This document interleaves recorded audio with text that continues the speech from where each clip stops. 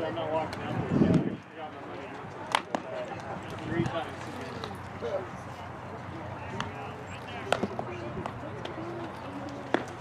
Thank you.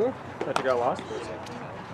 What's that? Thought you got lost for a second. No, it's just the way some. Yeah. And I'm old. I would not know. Of course you don't. You're young.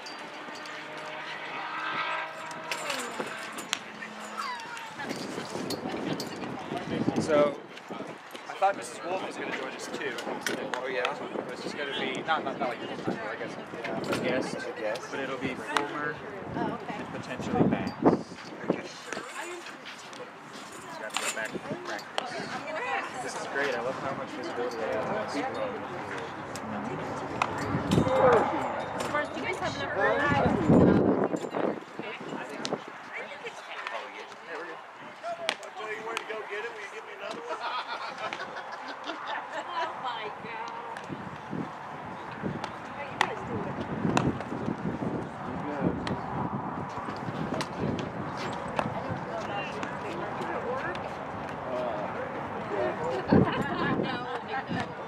Jason Hill. Yeah, there should be some. Jason Hill. Just, Did you talk to Coach? What's going on over here, Mr. Barnes? Got a broadcast. Wow. Yeah.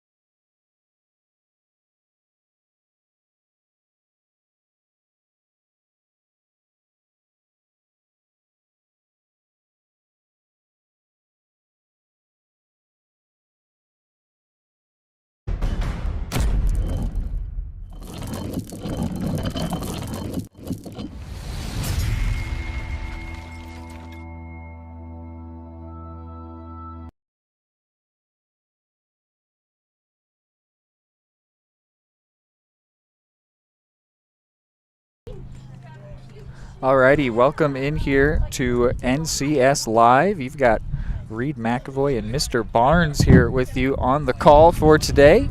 And we've got what is the last home game of the season for these Blazers, but the first one that we've got on stream, which is a fun time here that we're hoping to have. I will tell you right off the bat, the computer's a little unhappy with how hot it is, so if there are some technical difficulties, it might be because of that. But I think that the players will be pretty comfortable with the 75-degree weather, some of the better weather that the Blazers have had this season. You mentioned that. Yes, and nice breeze.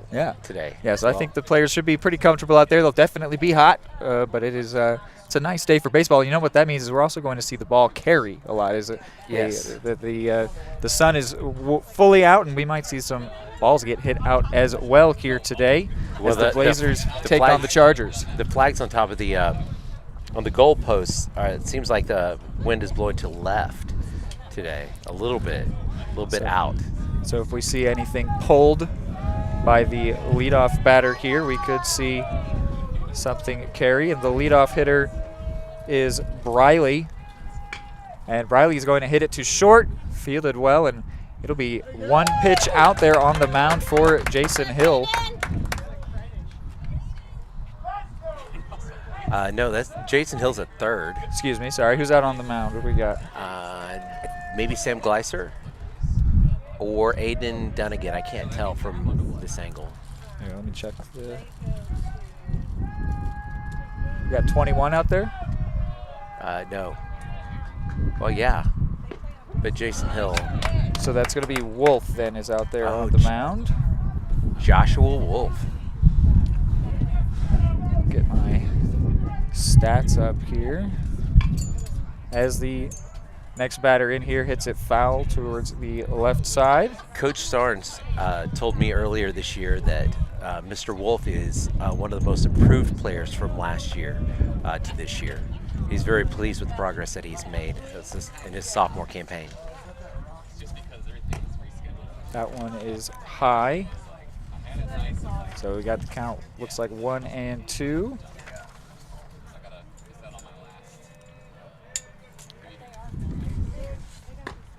It's also senior night here for the Blazers. And it was a whiteout as well. That one backs the batter off the plate, coming in head high. Joshua may have a little bit more juice today than normal because his brother is back in town from college, and so I wonder if that is causing a few nerves at the beginning. Foul ball to the back of the.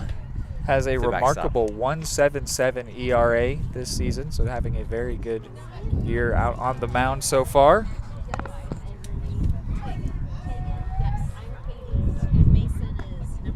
And after getting the first one out on one pitch, he then walks the second batter.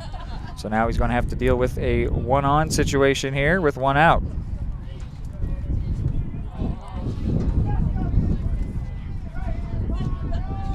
So, Mr. Barnes, what is your experience with baseball? Oh, I played Little League as a youngster, and I was no good. I can technically claim a district championship, though I did absolutely nothing. One varsity AB, I fouled out to third, and I was just happy that I hit the ball rather than striking out. Nice. But I can thank players like Josh Hudson and Blake Doss for carrying me to that district championship. I did very little, but it was a great time.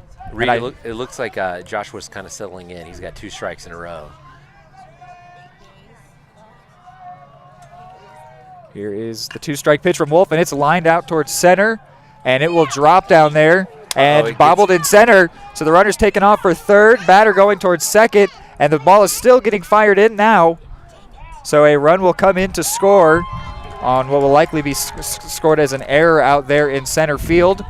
And the batter ends up on third base, so the Chargers take an early 1-0 lead and still have a runner in a threatening position.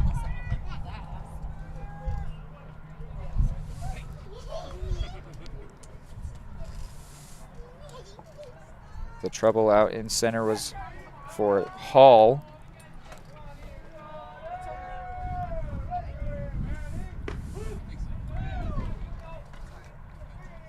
Wolf manages to throw a strike here on the next batter. Sitting in now is Manning. And well behind on that one. That's strike 2. Yeah, that's some heat on that one. Wish we had a radar gun, Reed. I think that would have been lit it up just a little bit. Sit up outside.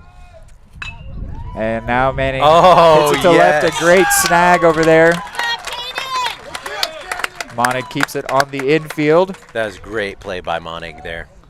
So now 2 Great awareness. outs. A huge grab there. Almost doubled up the runner on third.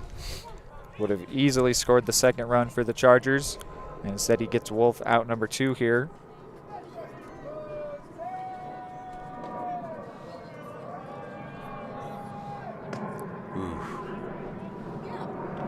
Now standing in is Spiker.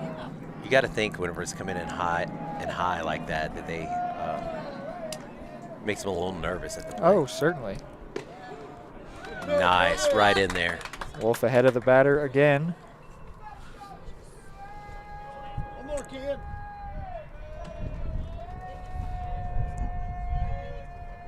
Two-strike pitch is swung on and missed. Oh, no. Foul tip. Foul tip. Looked like he tipped it into the glove, but maybe it wasn't 2 strikes. I thought it was 2 strikes. Thought it was. And now the next pitch is high.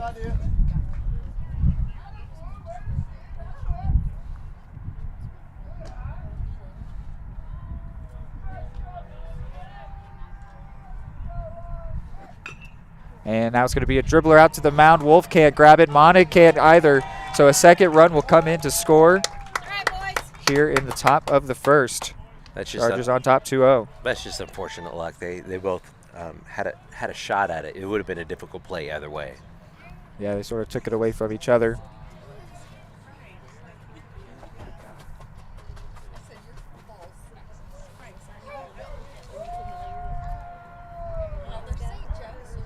So a couple tough runs allowed by Wolf. You can hardly fault him. He's done well to settle in after walking the second batter that he faced. I think that run will still, well, will it be unearned because there of would the be error? one. I think he's got 1 earned run, 1 unearned run with the error out in center.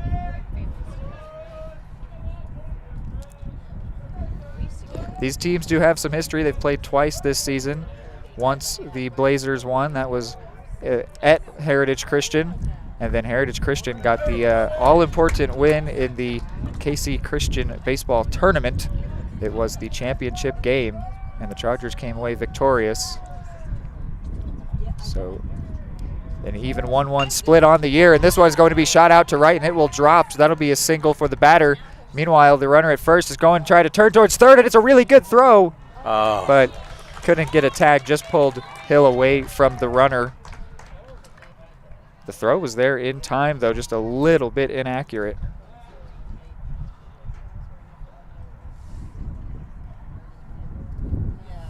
Wonder if the wind played in any factor in that at all. Yeah. Maybe just a hair.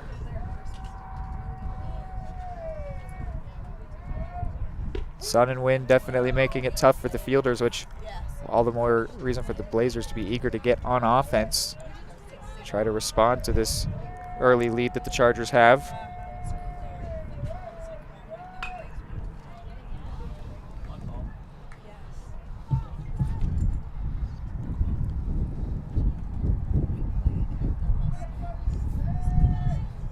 The all red caps this year with these uniforms look really sharp.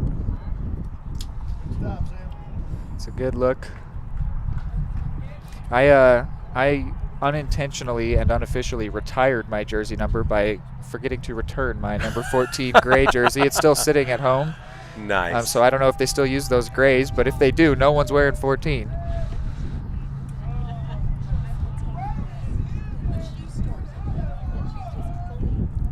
I think one Nathaniel Barnes might have done that to junior varsity football as well. And finally, out of the inning, not before letting up a couple, but the Blazers will have a chance to come up to bat in the bottom of the first when we are back.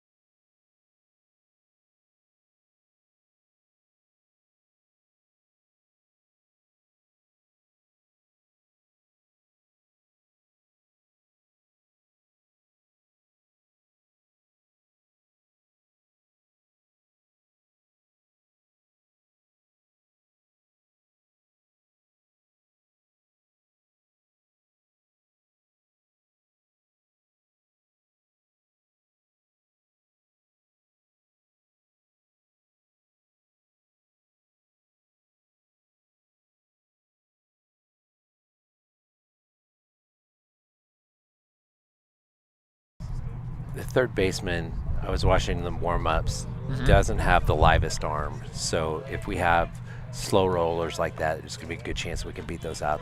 But you said that's also the way the wind is blowing, so that might play to the Blazers' benefit. Want to acknowledge the technical difficulties we've got going on. Trying to get those fixed as soon as possible. It's very hot here. Not the most conducive to technological success. I wonder if we set it down there so it's shaded and then only like grabbed it when we needed to update things.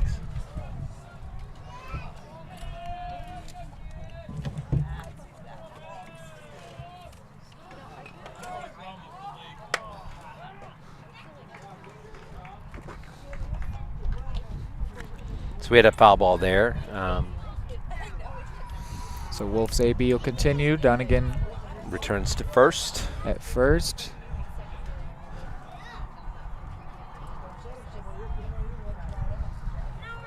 I appreciate the hustle by the Blazers to run that out in case it stays fair. Always a good idea, just in case. Some good movement on that pitch, but Oh, no struggle nice. for Wolf Good to hit it job, through. Dunnigan. Dunnigan slides in at second. Wolf stands in at first, so the first two are on for the Blazers as they try to respond to that two-run top of the first.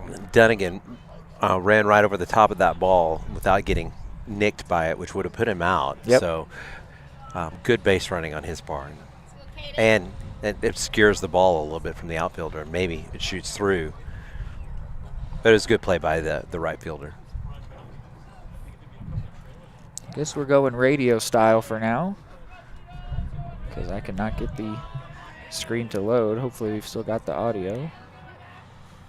A little high and tight there. Who's up to bat? Reed? Let me get that. Oh, Caden Monig. Yep, shortstop Monig stands in.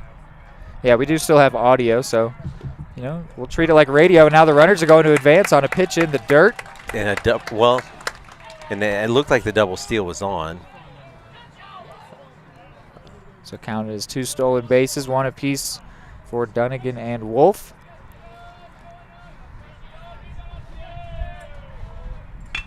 Oh, And nice Monig shot rips to the into gap. one. It'll be a 3rd consecutive hit for the Blazers, and this game is going to be tied by the time they get that ball back in. Monig with a 2 RBI double, and it is indeed 2 apiece.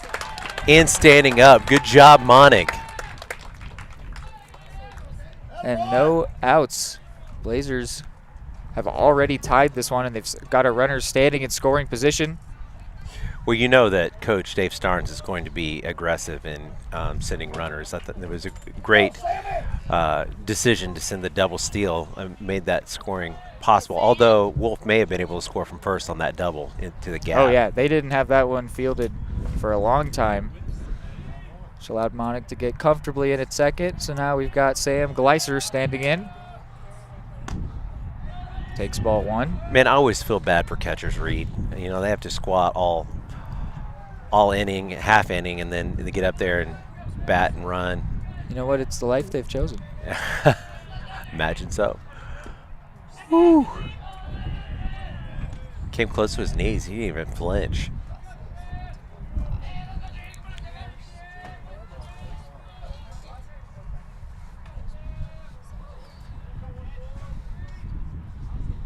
And that one, some good movement into the zone.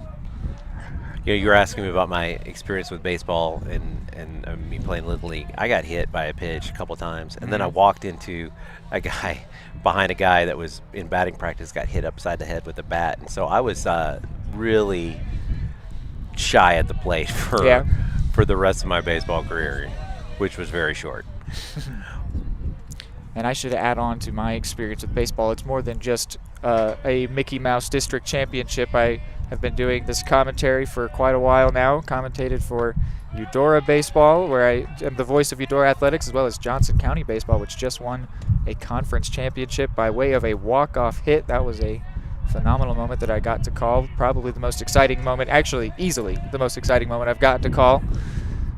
And now another hit for the Blazers, and just hot off shot the tip. to third, could not bring it in. Oh, here he and comes. now they're Here he going to comes. test Here he the comes. left fielder. And Monig will slide in and score. Meanwhile, Gleiser slides in at second. So the Blazers have taken the lead and still none away. That surface cannot be the funnest to slide on. Oh, Dante Birch running for Sam Gleiser. Come on, Mace, straight places. Go, Mace. So Birch now stands at second as the Blazers try to tack on to what is now their one-run lead. And Birch has pure, unadulterated speed, Reed. Just ridiculous how fast he is. Insane. He was recently all over the winners at a track and field tournament. I remember seeing that tweet, and it was like, good job, Blazers. And you look at the list, and it's just Dante. And a hit here, and this one's going to be snow-coned out there and left for out number 1. Yeah, that almost popped out. Reed. Yeah, that was a close one out there. And if that pops out, Dante is scoring for sure. I'm surprised he didn't advance to third on that. Would have been tough short distance there, but yes. So the first out of the inning finally recorded. And now standing in is Hall, and Dante takes off for third, and he is called out. Third base coach doesn't quite like the call. Dante thinks he's safe, but he has been called out, so he will be out number 2. Dante still standing over at third, doesn't really believe that he's out. Coach Starnes is arguing the call. And, you know, it's always tough with these 2 umpire crews. There's only so much that the umpires can do. You have to have a bit of sympathy for him. I mean, yes, he was standing at the pitcher's mound trying to make that call, so you can complain a bit saying, how can you have the right view? But that's the best that they could do. Right. I mean, he's got to be in the position to make the call at first, because that's what's likely to happen. And so there's only so much you can do, which part of so much you can do is complain a little bit. But well, in fairness, Dante slid through the bag too. So if they kept contact on him at all once he came off the bag, then clearly he's out. So.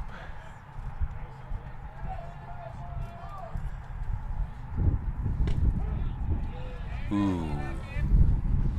Trying to get things fixed on the actual stream side of things here. Jason Hill up to bat.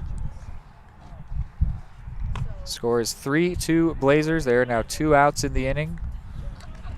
Nobody on. Jason Hill's up to bat.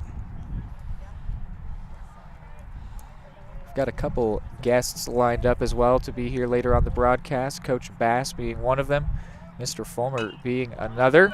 And Hill's going to hit it too short. A long throw to be made over there, but he is thrown out.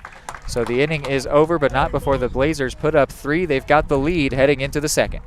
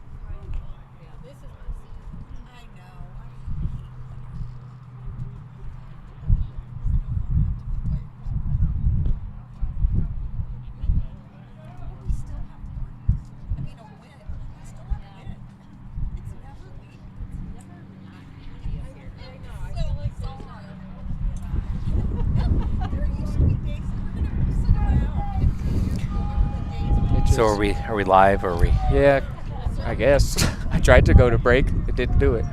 All right. So, yeah, we're back. So beginning the top of the second here, 3-2 Blazers after the runs have come very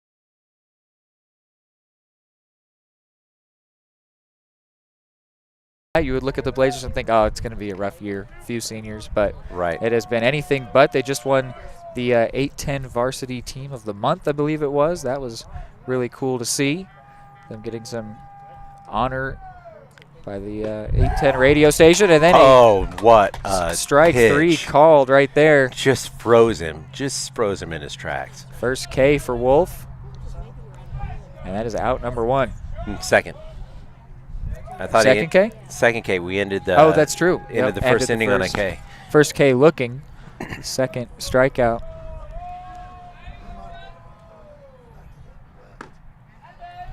See, who do you have the starting lineups there, Yeah. Reed? Who's where are we at left to right in the outfield? So we've got Landon Bishop in left, Hall, Freshman, Hall in center, sophomore, and Harrison Deeker in right. sophomore. That's pretty promising for the next couple of years at least. Batter standing in now is the 9 spot Long.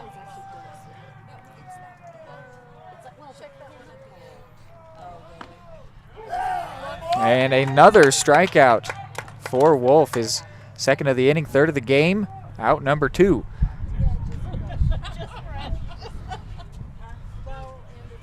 So now the lineup turns over again. Now we'll bring up Briley, turns over for the first time, that is. Brings up Briley for his second AB.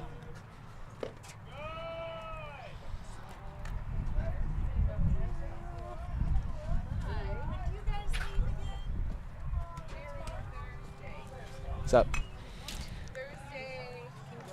Got Coach Bass hanging around. We'll have him join us soon here. Maybe bottom half of the inning. Trying to get the video part, but I guess we really are just going radio style because I cannot get anything to work here.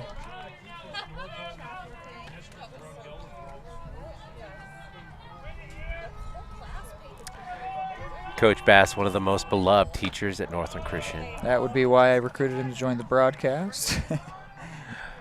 All the kids like Sassy Bassy. Coached multiple sports in his time at Northland.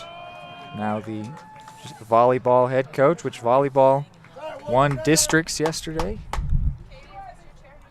I heard it was a very exciting game. So that means they've got another game tomorrow.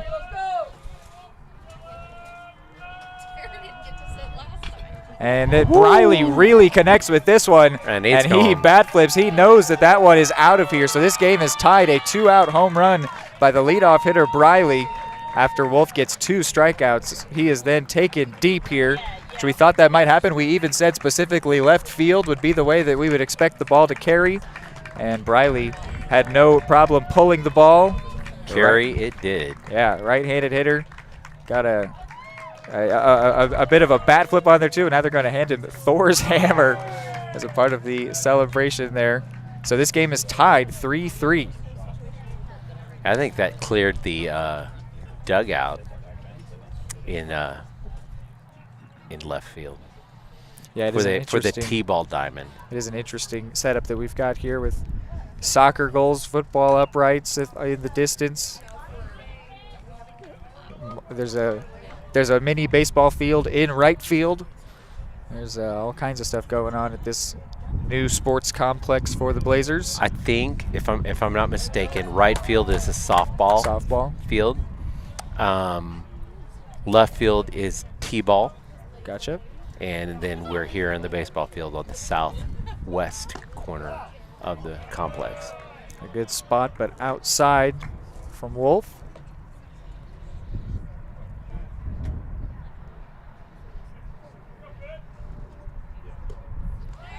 And a third strikeout of the inning, but not before Wolf is taken deep. So we've got a tie game here. The Blazers coming up in the bottom of the second. It's 3-3. Yeah, good news, there was nobody on for that dinger. Yep.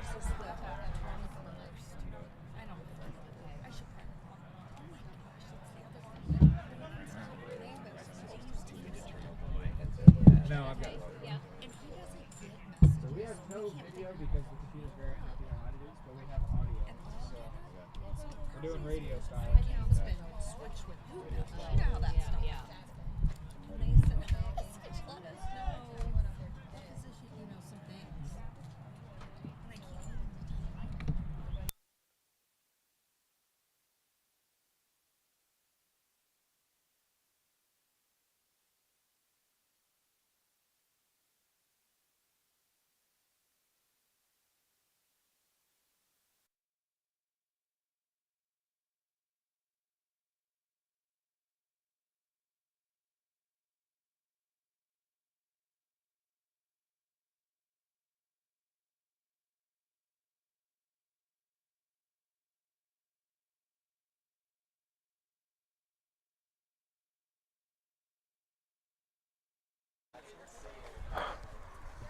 Alrighty, so we are preparing to get going on the bottom of the second. And we've got Coach Bass joining us here. Coach, you want to say hi? Hey, everybody. At this point, do you prefer Coach Bass or Mr. Bass? You got a lot of teaching. I don't know. I'm both. I'm still a coach and I'm still a mister. So they both work. Whenever my sisters call you Mr. Bass, I'm like, that's not a person. That's Coach Bass's dad. Some people say both, and Mr. Coach Bass. Mr. Coach Bass. Yeah, Coach Mr. Bass. Yeah, just Mr. Coach Bass. Or Mr. Dr. Callan. Mr. Dr. Callan. So what's your experience with baseball, Coach? I played until, I don't know, late elementary school, probably early junior high, somewhere in there. I ended up quitting. I wasn't the most coachable kid, or honestly the most active kid, so I didn't take it real seriously. A nice good leadoff hit here for the Blazers. They have started with a leadoff base runner both innings now. So my nickname for Mr. Bishop that just got the hit is, Landon Bishop, LB. I always say that his position is left bench, knowing that he's a very good baseball player. And so it's really neat to see the freshman getting on base. Yeah, and in order to try to respond to that home run, as they responded to the two runs really well, they've now got to try to regain the lead, and a leadoff hitter is a great way to do that. What's the score since I just got here? We've got 3-3 right now. And wow, on the bunt, really good play there by the catcher. Very aggressive to go and get the lead runner. And get the lead runner he did. That's Briley, who just hit the home run, then absolutely gunned out Bishop, trying to get to second, not letting the bunt do what it was supposed to. No advancing of the runner, so now one out, still the runner at first. Well, now that we have Coach Bass on the broadcast, I know we're talking about baseball, but we should talk about how terrible the Detroit Lions are. Hey, up until this year, that would be a lengthy and thorough conversation. And it's still one worth reviewing for their history. Yeah, I'm not going to talk with you, Mr. Barnes, about football fandom, because we've got a Jets fan, a Lions fan, and then you. Jets have at least been to the Super Bowl and won it. It's been a painful history for all three of our squads. Let's just say that. Yeah, but for some reason I don't have any sympathy for you. The present is nice. Yeah.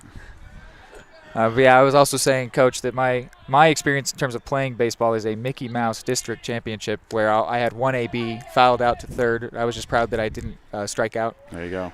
Made contact. But I am a district champ. Good job. Woo woo. Yeah, that's more than me. I did coach it for technically 2 years at North Shelby, but one of them got wiped out for COVID, so really it was just one season.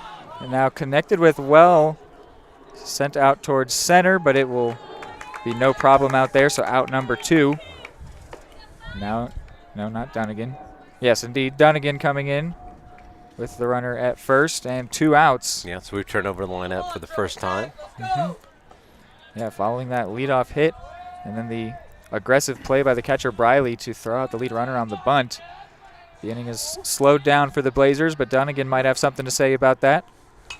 And first pitch swinging, hit out to right. And good job to battle the sun out there in right field, bringing it in. I thought he was going to miss it. Yeah, it's me too. And so the inning ends scoreless for the Blazers. It is still 3-3 going into the third. All right, so when we ask him about volleyball.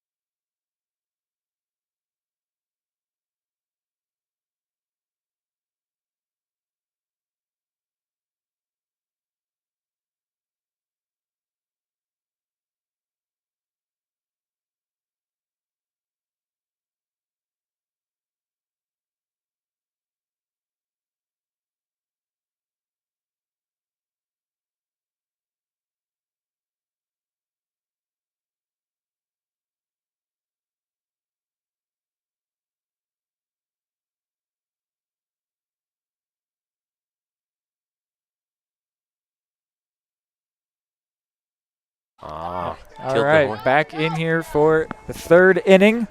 3-3 tied up, and number 3 steps up to the plate. Jonathan Wolf still on the mound. Yeah, coming off a 3 strikeout inning, I think it was, but there was a home run mixed in there. But a solo shot, you'll take those. So, Coach, And number 3's swinging for the fences again. That was clearly a home run attempt. So, Coach, you just got here from a volleyball practice because the season has been extended because of a victory yesterday. You want to just talk about your volleyball team a little bit? Our progress this year has been extraordinary. It's been a lot of fun to watch. You could tell. And real quick, line out towards center, and it's going to get over the head of the center fielder. So this is going to be a leadoff hit, and it's going to be a leadoff extra base hit as the runner is rounding second, heading for third. It's going to be close. He might be out. The throw is there. Did Hill gather it up? And he did. He did. So the first out of the inning, it's a double, but then out trying to stretch it into a triple. A nice pick-me-up for the center fielder. And that was the batter that hit the home run, was it not? No, Briley. That was 32. Okay. Was the one that hit the homer. All right. This was Burley, their third hitter in the lineup, who also wears number 3. But a nice pick-me-up for Hall out there in centers. That got past him. It's very clear. We've seen early on that the sun is a real factor here. Same with the broadcast, as it's causing some struggles for that as well. That is played a big part in that, but the runner's still thrown out advancing. So anyway, sorry, you were saying, Coach, actually, we've got another one. Line out to center. Line out to center for Hall. No, Hall can't over. get there, That's and that gone. one is gone. So 2 straight innings with solo shots for the Chargers, and they have charged back into the lead that they took in the first, lost at the bottom of the first, and regain it here as we are embarking on the third inning. It is now 4-3 Chargers. Wolf has been taken deep twice. Real quick, Mr. Barnes, what do you see for him on the mound? Does he need to make any adjustments, or are these solo shots nothing to worry about? Hey, as long as you're keeping him off the base pads and you're getting your strikeouts, I think Wolf will be all right. Just don't want to get in his own head. I mean, like you said, a 1.77 ERA this year. Yep. So 3 runs has got to be kind of a shot, but I think if he can just stay within himself, he'll be all right. Another one hit out here. It's going to be in an awkward area, and a really good play made by Dunnigan to bring that one in. Battling the sun, running against his, going against his momentum to bring that one in. All right, volleyball. Yeah, as I was saying, progress has been great. You know, you could tell in spring camp that we were much better, and we just had to kind of get our confidence up, and we threw them in the deep end and played a brutal schedule the first half of the year, and they really learned how to compete and learned what they were capable of, and they've kind of settled into themselves, other than one bad night a few weeks ago at the Lee Summit tournament. If you can take that out, we've won 5 straight besides that. So now I know you can't pick and choose from your schedule, but that was kind of been the aberration of our recent run here. So they're starting to play with some confidence, and it really showed last night. I mean, that's the first time we've swept a strong team like Northtown, and it was good to see. The kids had a blast, and they kept to themselves. We had a really nice comeback in the third set, down 16-8 to beat them 26-24. So wow. It was a big growing up moment for us, and it's been a big growing up season for us. And we've seen Oak Park twice this year, so we know what to expect from them tomorrow night. And how have we done against Oak Park in the past? Well, it's been interesting because the first time we played Oak Park, they played terrible and we played worse. And then the second time we played them, we played magnificent, and they were nearly flawless. So. And a hit out here to right center, and good job patrolling out there by Deeker. Great jump by Harrison. Yes, great end job, the Harry. inning. So the Blazers do let up one by way of the solo shot. It's 4-3. Yeah, we can just keep going here. Let's just keep talking. Coach, I think it's kind of, in any sport, it's hard to beat a team 3 times in a row. So you got to like your chances against Oak Park tomorrow night. We do. I mean, it's obviously we're still trying to find some consistency ourselves, but we've been a lot more consistent the last 3 or 4 weeks or so. So I have a pretty good feeling. I know what to expect from us tomorrow night. Oak Park's been kind of up and down throughout the year, so I really feel like our good or our best is better than their they're iffy in their average when they've had some of those nights. So if they show up like that, I think we'll take them. If they play like they did here, I'm not sure anybody's going to beat them. I mean, we played fantastic, and I know we have a lot of respect from them.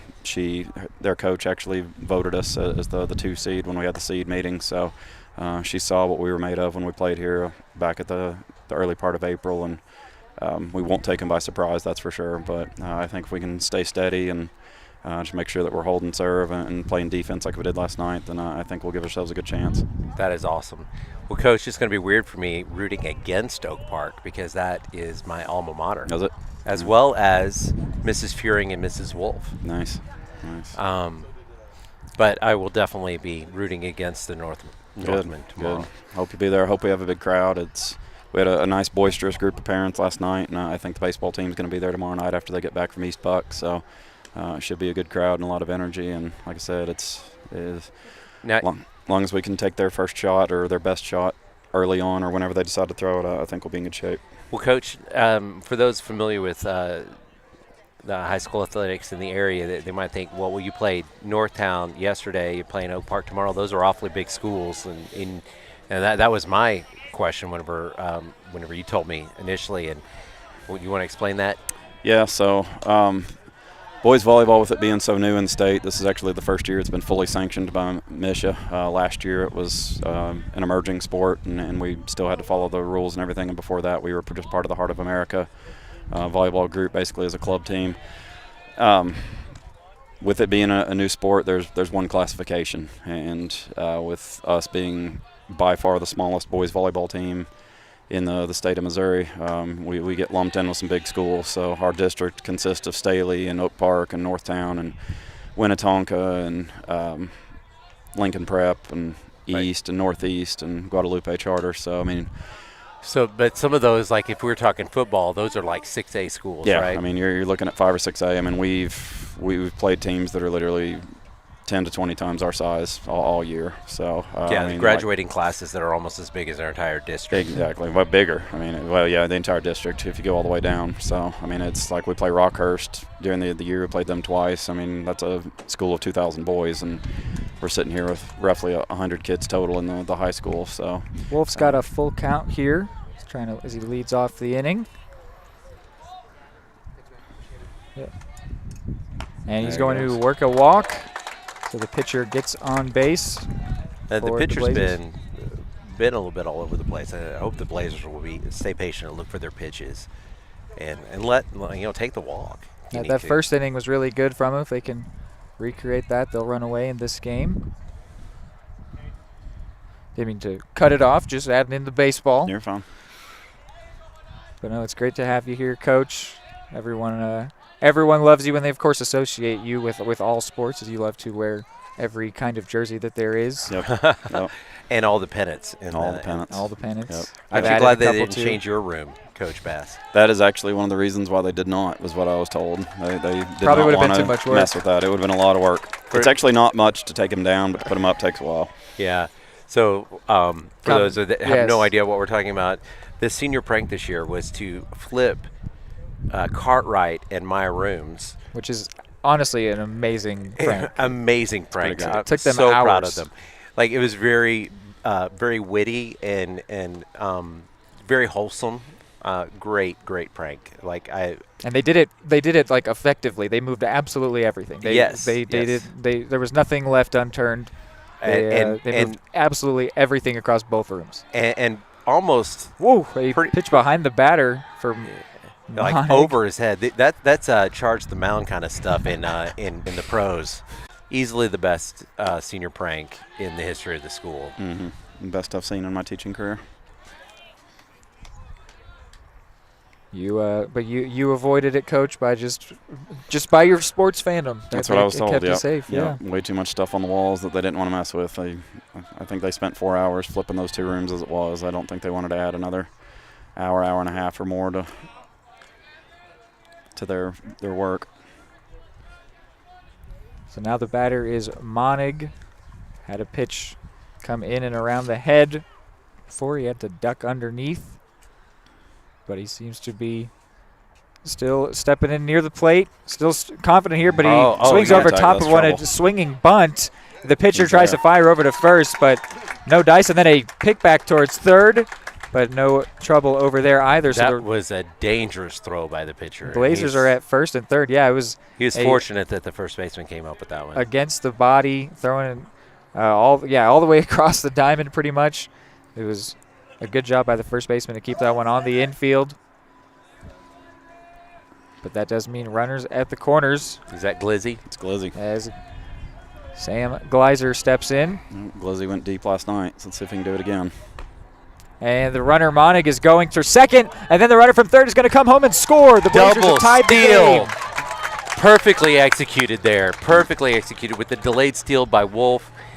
Let the catcher commit to the throw to second, and then burned home, barely beating the throw. And that's becoming a very popular play in the game of baseball, to the point that a lot of defenses, if you've got runners at first and third and the runner goes for second, they just don't even throw it down anymore. They just let you take the bag and say, well, all right, fine, you get it.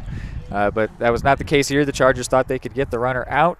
Tie and ball they game. Could not do so, and so now this game is tied. I like Glizzy's chances here. Oh, yeah. Even a pitch on that double steal, it looked like he was ready to unleash a big swing. He's got one.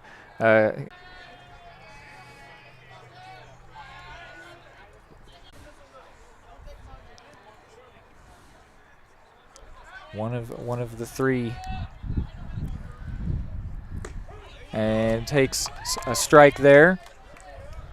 Not his pitch though. Came in slow. Still 3-ball count here.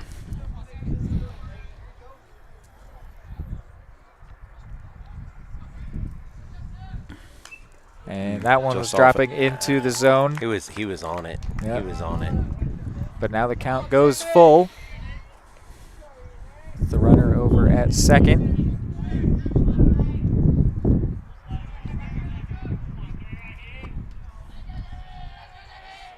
Here is the full count pitch. And taken That is high, high. so Gleiser will walk. Runners at first and second for the Blazers. Only problem is that sets up the double play. Also sets up the double steal, which we That saw is earlier. true. That is true. Is this Mason? It is Mason Hall. Okay, Mason. Let's get some redemption here, buddy. It also sets up the 3-run home run. That's true.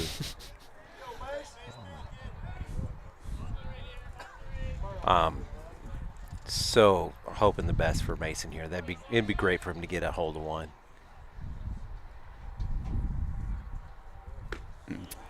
He was on that one pretty well. The swing just came up a little short. So, like we said, Hall's been playing center field this game, and the sun has been giving him some trouble. So it'd be really nice if he could. It's got to feel like some of those runs are on him. And another swing over the top, and they go for the runner at second. No, the throw is he's gonna be inaccurate, saved. He's so gonna the be saved. bases are loaded. And That's that's loaded. Dante Jason out Hill. there as he's the courtesy runner for the catcher, Gleiser. And Dante gets in at second, so the bases are loaded. Hall at first, Birch at second. Is that going to be? You think that'll be scored a hit? That was a difficult play. I think that's probably still going to go down as an error. Yeah, I'd say that's. It could go. It would be fielder's choice error would Yep. be how you'd go with that. But But still no outs. Am I right? I think we've got one. Not sure, but we do have bases loaded. Batter standing in here is Hill, the third baseman.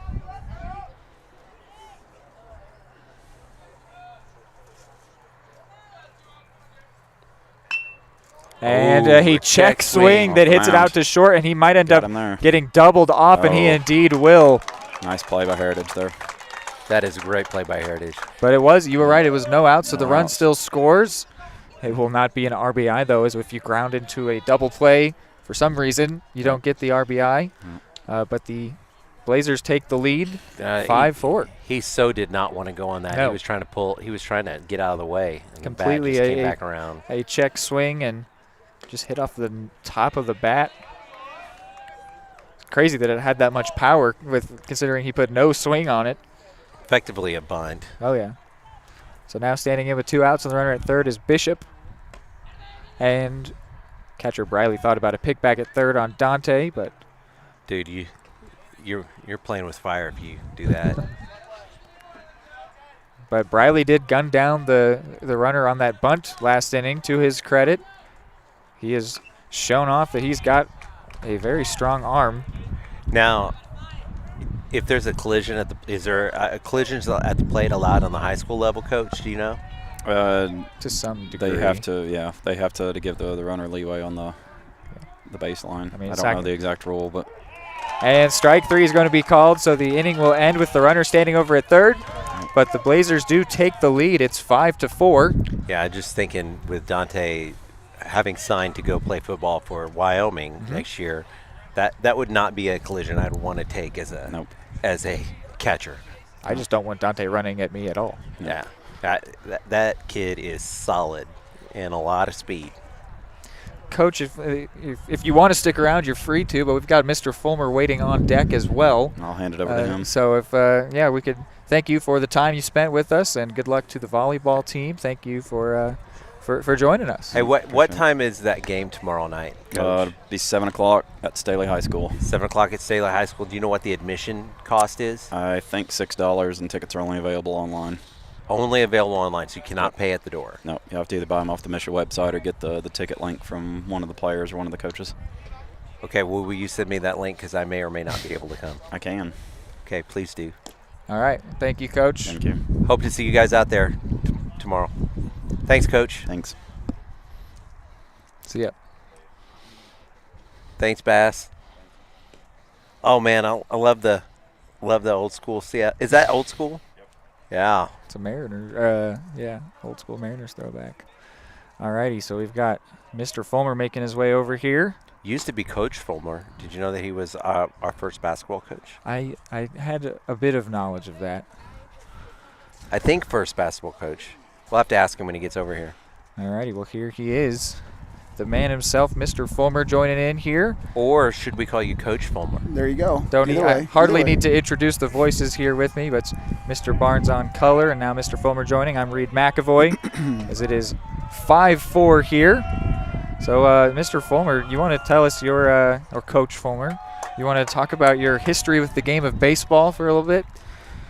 Well, it goes back to 4th grade. I started playing 4th grade and fell in love with the game back in the day of Mickey Mantle and those powerful Yankee teams. I grew up a Cardinal fan, and they had some great teams back in the 60s as well. And so I just fell in love with the game and played all through high school and had a pretty good career.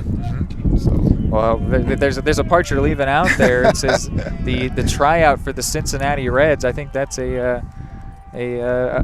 pretty cool accolade that you've got there. Is this going to be grounded over to first? Wolf comes over to cover and is able to grab out number 1.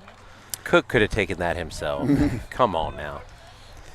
Back in the 60s, Topeka, Kansas was the AAA team for the Cincinnati Reds, and they had open tryouts every year. And after my senior year of high school, I was an all-state player in high school and got an invitation for a tryout. And so I tried out for the Reds and made the final cut. I was really proud of myself. It was a good experience. Yeah, that's amazing. What position did you play, Coach? I was a shortstop. That's about all I ever played. That is the most athletic defensive position I can out there. 100%. I 100% believe that. That is amazing. I would have loved to see shortstop and leadoff hitter. I was a big-time base stealer back in the day. So. And this one's going to be hit to short. Oh, man, Monig, I almost got it. Would have been perfectly on cue for the shortstop to make the play, but just over the head of Monig, so a one-out base runner for the Chargers. Pardon me, folks. Well, the reason why I'm calling you Coach Fulmer, is it not true that you were the first basketball coach for Northland Christian School? I was the second, but I was the head coach here for 5 years, boys basketball. Yeah. I remember whenever we were at pep band for the basketball, I'd be like, I would never let him do that. Or making comments. Well, speaking of band, Mr. Fulmer is the director of undoubtedly the greatest band, high school band in the Kansas City area, and there is no competition. All the referees, whenever I'm calling basketball games, all the referees will come over and make comment on how awesome the pep band is. They all say it's the best one in the city, and I just don't think there's any competition at all. It's been a lot of fun to build that program. Started, I guess it's been 8 years ago now. Reed was actually one of my first band members. We started with 7 people in band. I remember our first homecoming parade. We marched out. We had 7 people marching in the parade. This past year we had 55. So amazing. It's grown quite a bit. That's a big years. group. And you guys get ones every year. Every year at state competition. Yeah, we've done really well. Just tear it up. That my experience in band helped me go on and earn a small scholarship at Johnson County, which my time at Johnson County is where I've gotten into broadcasting. And it's funny you brought up Topeka because I have been recruited to go to Washburn University in Topeka to commentate there baseball, softball, soccer, and volleyball. Oh, that's really cool. So that is I am fully getting into this broadcasting side of things, and Topeka plays a part in that, and so does Johnson County, and so does being in band. So that's it's funny to see how things can connect over time. That's right. We've got one man on. Yeah, one out, and make that 2 as a strikeout for Wolf. Wolf is really he's dealing. Doing well with the strikeouts. Yeah, he's dealing.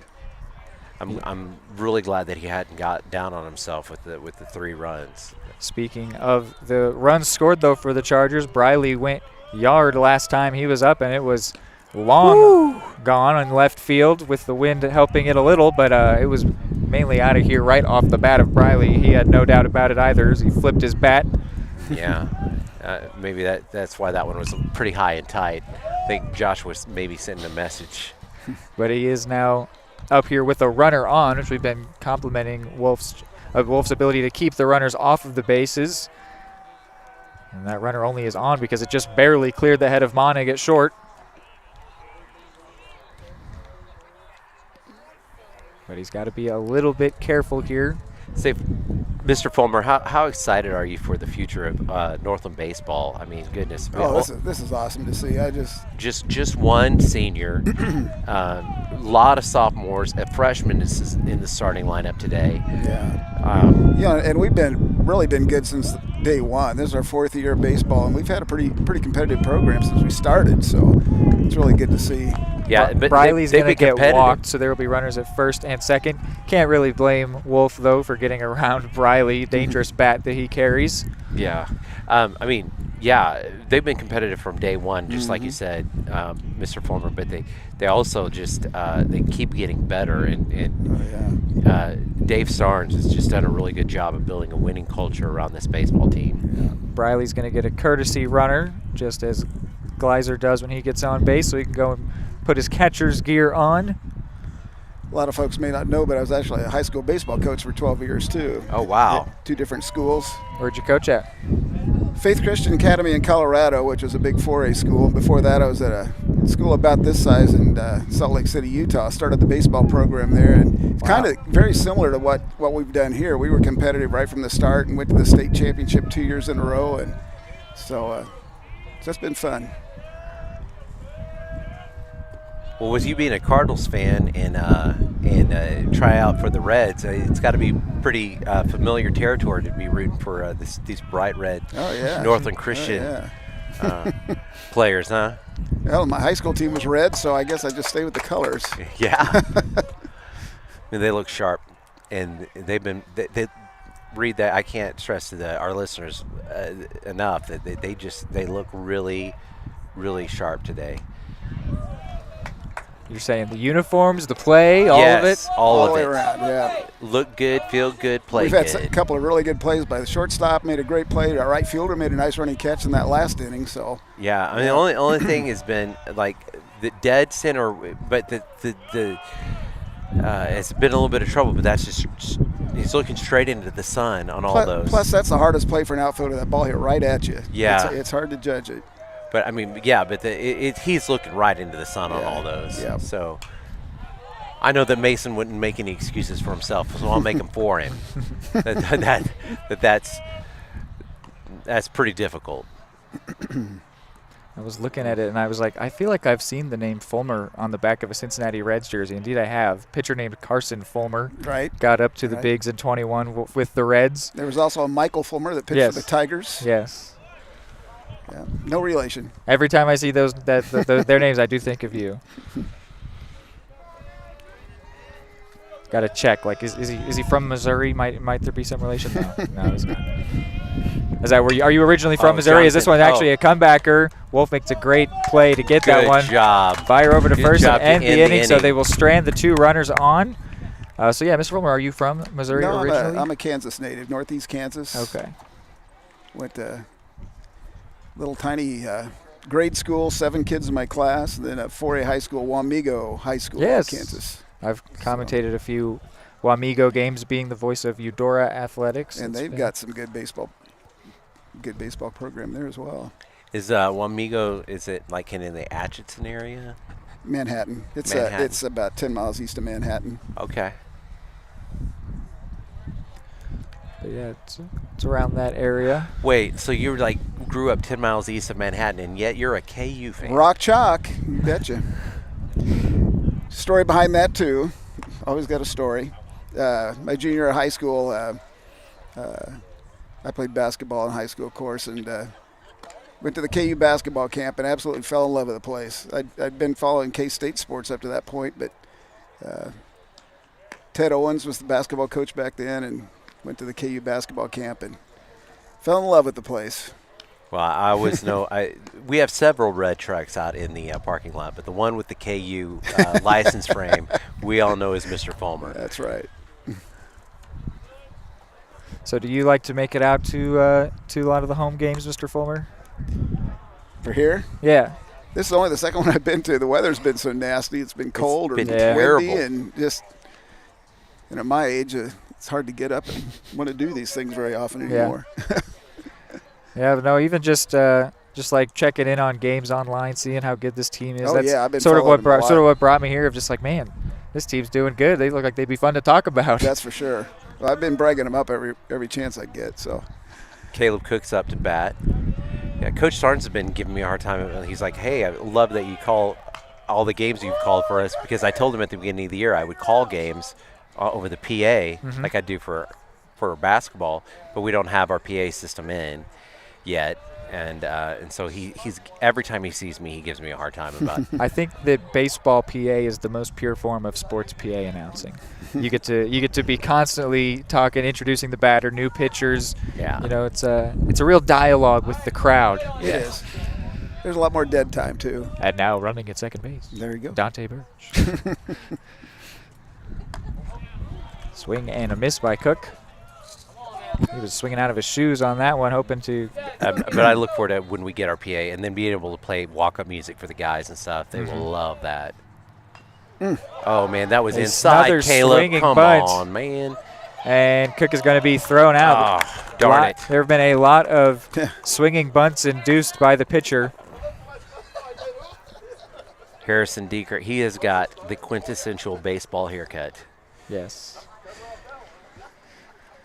The luscious locks sticking out of the bottom of the helmet. Exactly. The pitcher is Dylan Harker. He's been doing a good job of forcing the weak contact. I'm noticing now that he was also the courtesy runner for his catcher. Be patient, Harry. Be patient.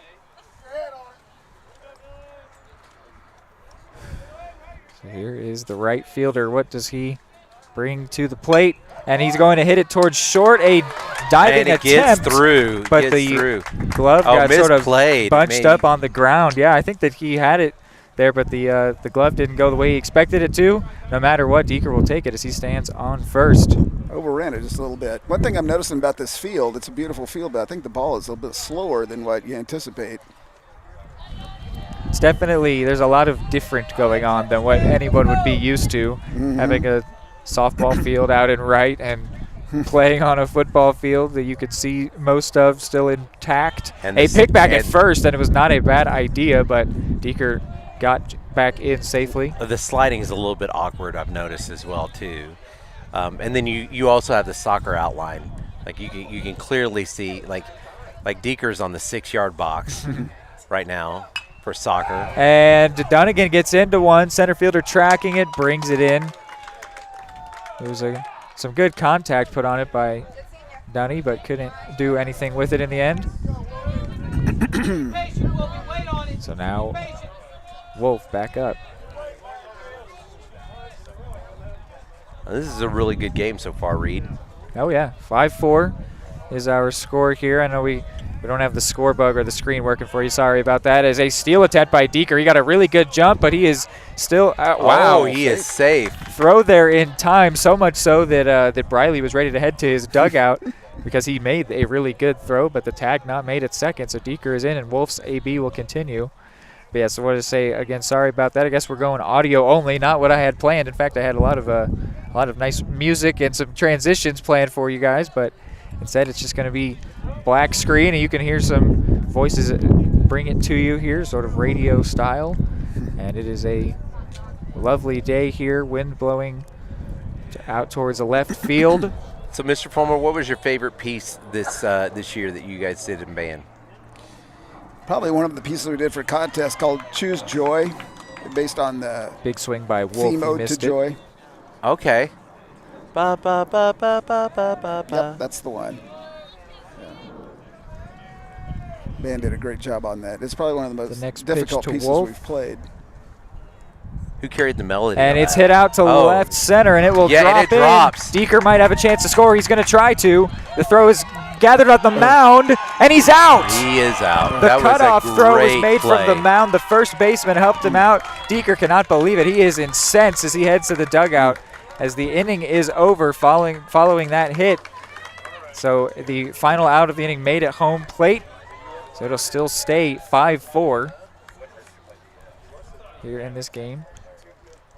Some people talking with Deeker after that reaction. did no effort to hide that. Starnes is there talking to the umpire. I don't think he was ejected, was he? I don't know what. I don't know what the conversation is about. He's heading back out to right field. Yeah, no, I didn't think so. Deeker's still in the game, but yeah, an interesting final out, testing the cutoff man. I don't blame the attempt there. It took a perfect throw and tag, but Briley, the catcher, has proven to be a really good fielder this game. New pitcher. We do have a pitching change, so Landon Bishop. End of Wolf's day means that Bishop will be on the mound. Now Wolf may not be out of the game. So do we see Wolf go to left then? That's where Bishop previously was set up. Can't tell for sure who's out in left. No, it looks like Wolf is in center field. Deeker's in right. I don't know who is in left presently. Might be Hall, who was previously in center. Who carried the melody on that Ode to Joy piece? I kind of went back and forth between woodwinds and trumpets. We had a big mighty percussion section. Well, you have a big percussion section. Yeah, we do, and they're very talented. Very.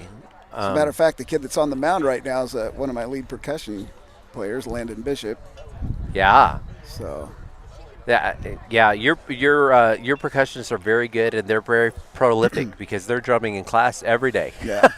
We're really looking forward to next fall that we'll be out here marching for these home football games on this new field. That's going to be a lot of fun. Yeah, you're doing marching band next year, right? Yes, we are. Yep. Oh, I'm so excited for you, Coach.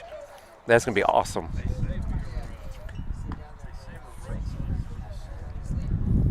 Now, I hear that there's no choir next year. That's what I understand. I'm adding another band class. We're starting an intermediate school next year, 5th and 6th grade. And so I'll have a 5th and 6th grade band, a middle school band, high school band, and out of that high school band will be marching band and jazz band as well. So it's a pretty hefty program. It's going to be a lot of work. Yeah. Trying to find. As long as they don't recruit me to teach choir, it's all good. Trying to get Bishop's pitching stats here. All right, now who's up, Reed? Let me see 1 second here. Whoa. And the first batter is going to be hit by Bishop, so it'll put Burley on base, and that will bring up the cleanup. Close play. All right. Bishop not afraid to throw back to first. Wolf just more or less stayed locked in. And Landon's a little bit more concerned with the runner.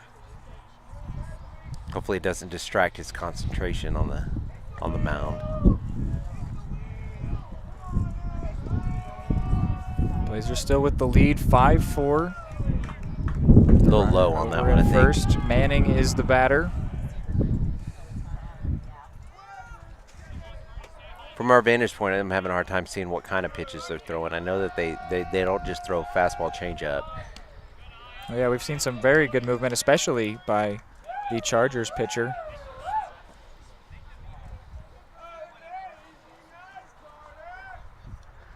So this is only the second appearance on the mound for Bishop. Currently has a 0 ERA, but that's only through 2 innings pitched.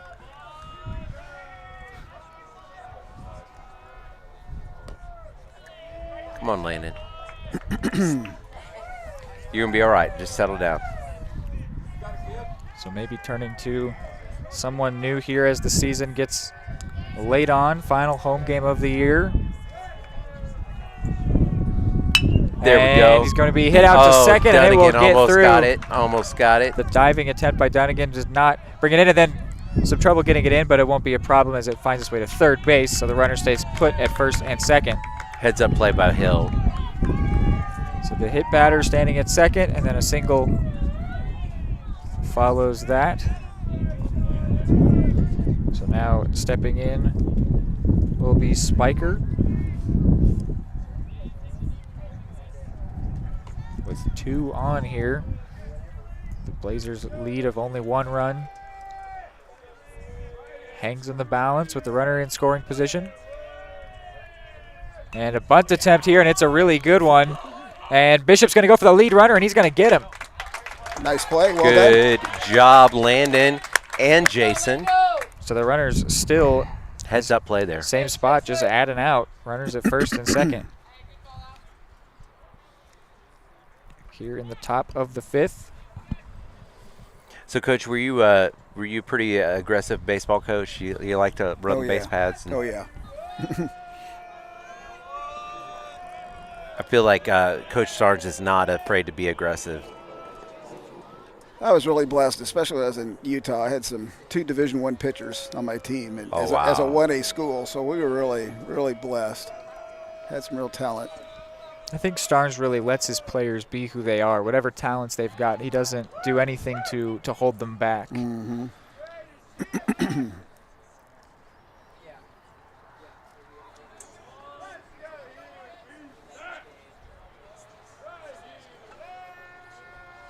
The pitch to Sarnecki, and he pops it up to left. Tough play. It's going to be tough to get there. Is it drop fair? It does drop fair.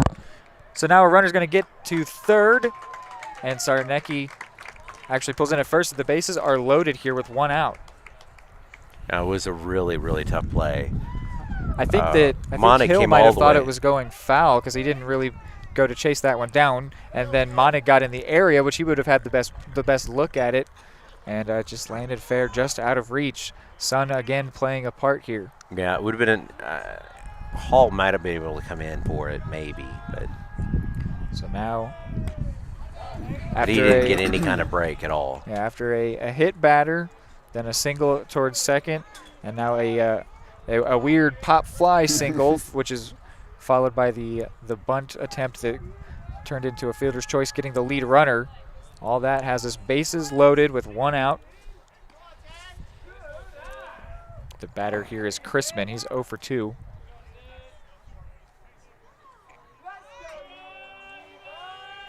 And the runner's trying to steal home. And the bunt attempt, and it works. So the run scores, and then the first baseman crashed in to field the bunt. And then the throwback to third gets away, too. Another run's going to score. So now runners at second and third, and the Chargers are on top. So to try to recap that one, it was a suicide squeeze. The bunt got down safely, so the run immediately scored. And then the first baseman, Caleb Cook, came in and crashed to try to field the ball. So then no one standing over at first. And then a fire across to third to try to get Spiker, as he had sort of overrun the bag at third. Missed Jason Hill, got into foul territory, and allowed another run to score. So we go from 5-4 to 6-5. And the Chargers are back on top. I just realized my rudeness in not letting Mr. Fulmer sit down. I suppose I should do the same. I'm the young buck here, but yeah. So now a meeting on the mound for Bishop, who's only gotten the one out, and it was not that it was the runner that it was intended to get, but it was an out that was handed to him by way of a bunt. So he hasn't really gotten an out. Otherwise, he did do a really good job to get the lead runner by fielding that bunt. I gotta say, this is a beautiful setting for a baseball game. Got the traffic off in the distance and blue skies overhead. Just a beautiful day.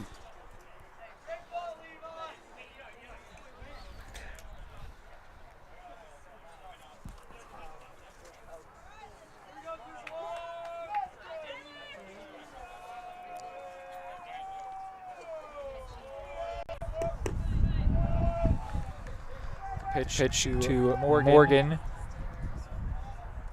Missed for a ball.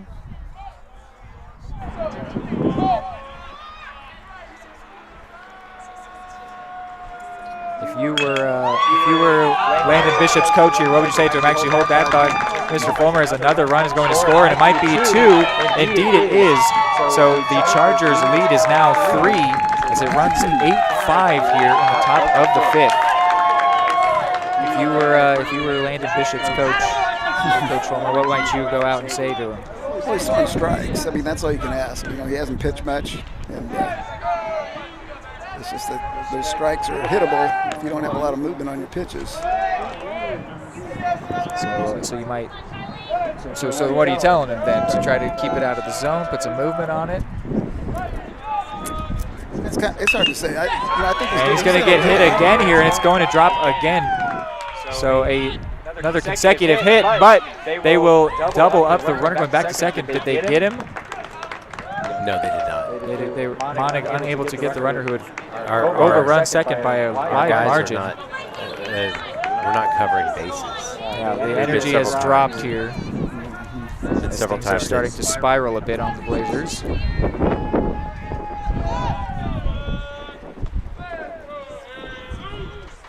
Whoa.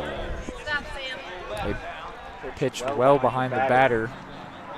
That was a great stop by Blazer. Riley sort of looking back at the mound like, okay, really? He had another one close in on him before. When Wolf was still on the mound. And Briley's going to rip it to left just as he did on his homer. And that one will drop and then get past the outfielder, Cook. Excuse me, not Cook, Hall. And so another run will score. It's now 9-5, and two runners still in scoring position. Only one out, right? Yeah, and it was the bunt out. Bishop has yet to retire another batter. So it has not been a very successful pitching change so far. Go, boys, let's go!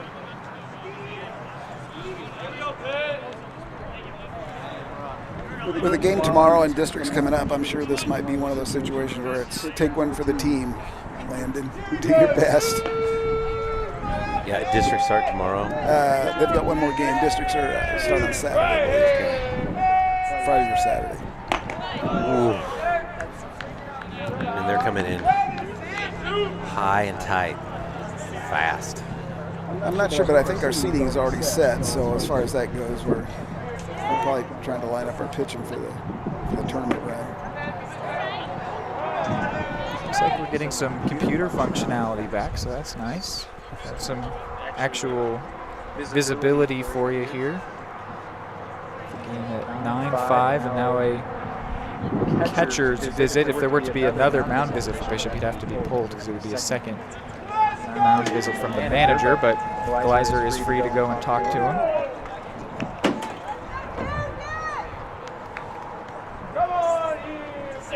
sit here top 5, 1 out.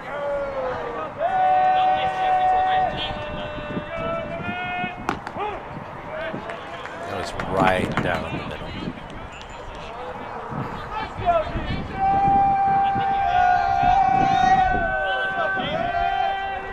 Runners at second and third. The batter is Pittman, who comes in 0 for 2. Bishop threw out of his hat on that one.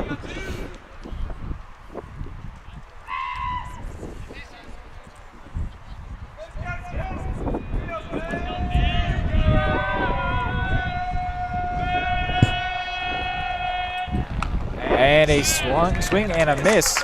So the second out of the inning finally comes for Landon Bishop. So now there will be 2 outs with runners at second and third.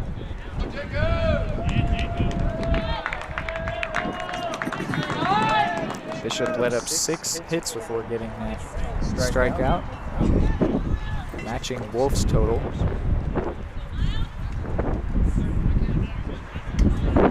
Now stepping in is Burley. He's 1 for 2.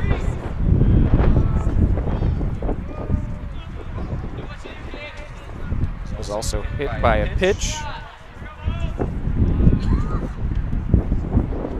If I'm not mistaken, that would have been Bishop that hit him by the pitch, so I believe they bat around here. Yeah, bat around. Yeah, he was the out on the bunt. Yeah, it's already a 5 spot here for the Chargers.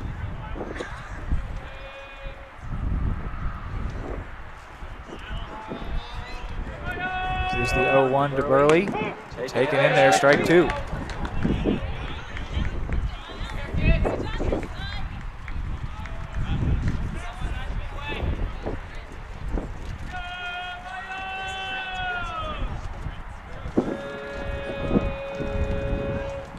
The 0-2 is hit to third. Hill fields it, fires across the diamond. It's a little off target, and they can't get the third out. The runner falls down at first. He's going to have to go back, but 2 runs will come in to score.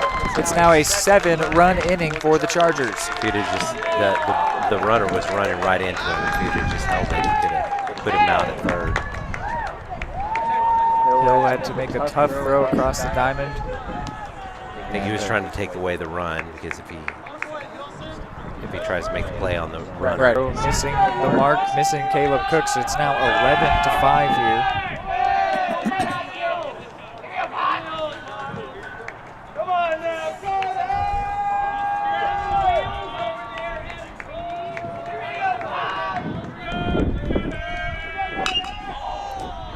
And hit foul by Manning. Manning comes in 2 for 3.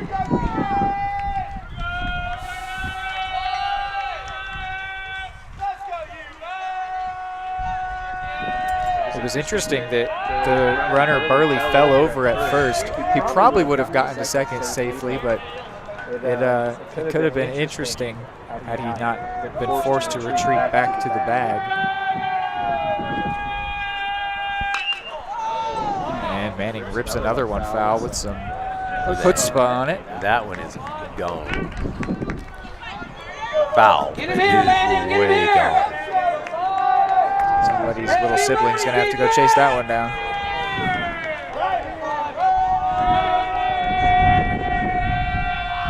Here's the 0-2 again, and low, and it gets away from Gleiser. The runner's gonna test him, and he will get in at second.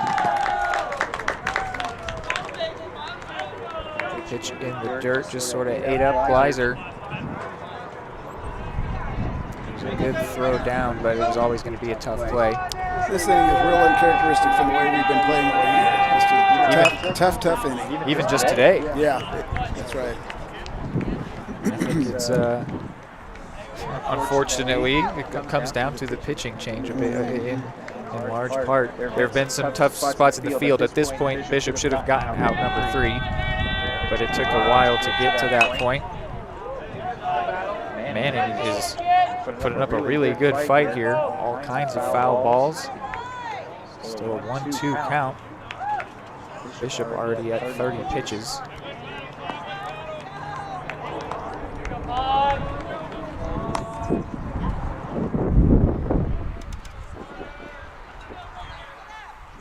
Pretty good turnout here for the Blazers. Part of a trip for the Chargers fans to make as well. So there's where is Heritage? And inning, but not before a 7-run inning for the Chargers. It's now 11-5. Blazers will try to respond in the bottom of the 5th.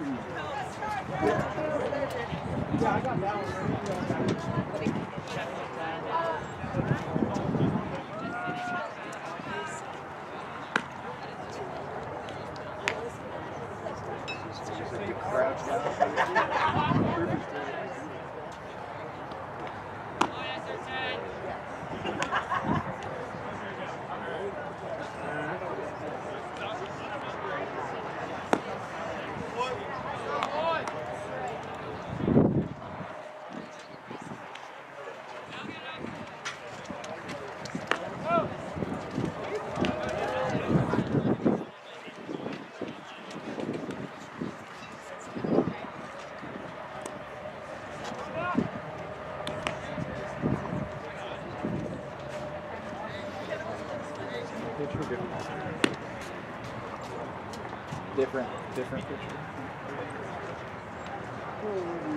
Christmas. He's been in the lineup, but it's not the same guy.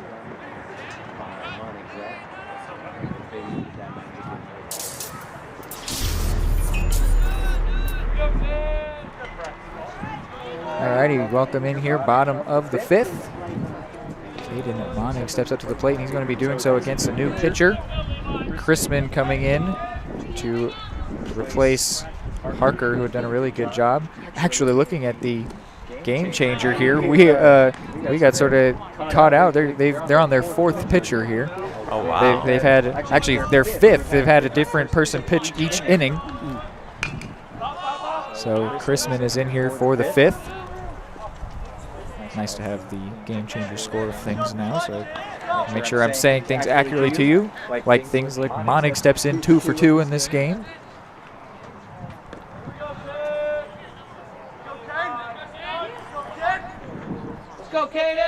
He's got a double to his name as well as a stolen base. Hits this one out to right, but it'll run foul.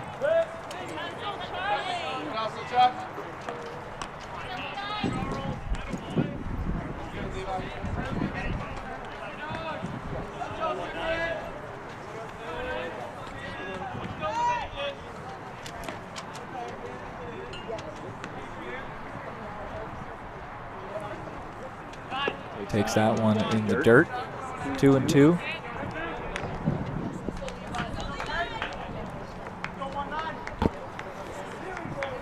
What do you think the Blazers' mindset should be after that tough defensive inning? Shake it off. Base runners. Gotta get guys on base. Monig pops this one up. Shortstop battling the sun, but brings it in. So out number 1. Monig's first time not getting on base. Yeah, you can't hit a 6-run home run. No, you gotta peck away. Be patient, Sammy. Be patient. So now it will be Sam Gleiser.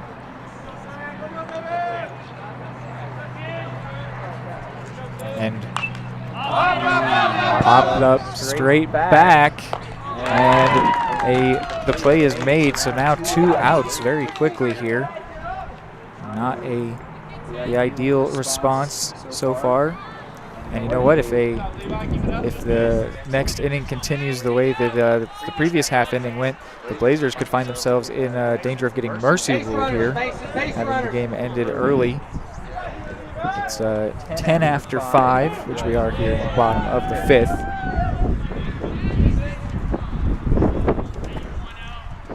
The batter now is Hall, the center fielder turned left fielder. Hall swings and misses, strike 2. Come on, Mason. Be smart, buddy. Be smart.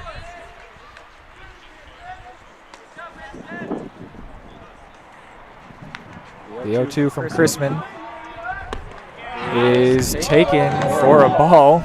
Briley was ready to head to the dugout. The umpire says, "You stay right there." So now it's 1-2. That one taken outside, count is even. Yeah, Yeah, I think that second to last pitch was low and outside. And the umpire just stood there. Hall rips that one foul. Jason Hill waits on deck if Hall is to get on. The battle of tens, Chrisman versus Hall.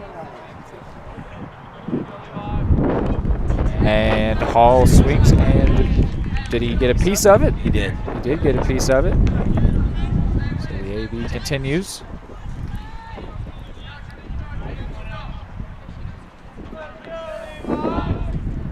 So the 2-2 again, and this time does swing and miss. So the inning does end scoreless, 1-2-3 for the Blazers. We head to the 6th, 11-5.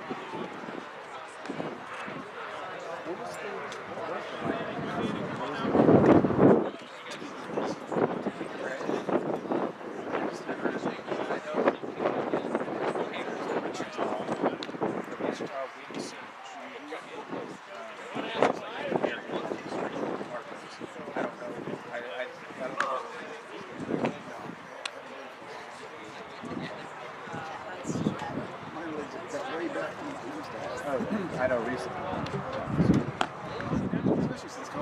Let's go, Hill!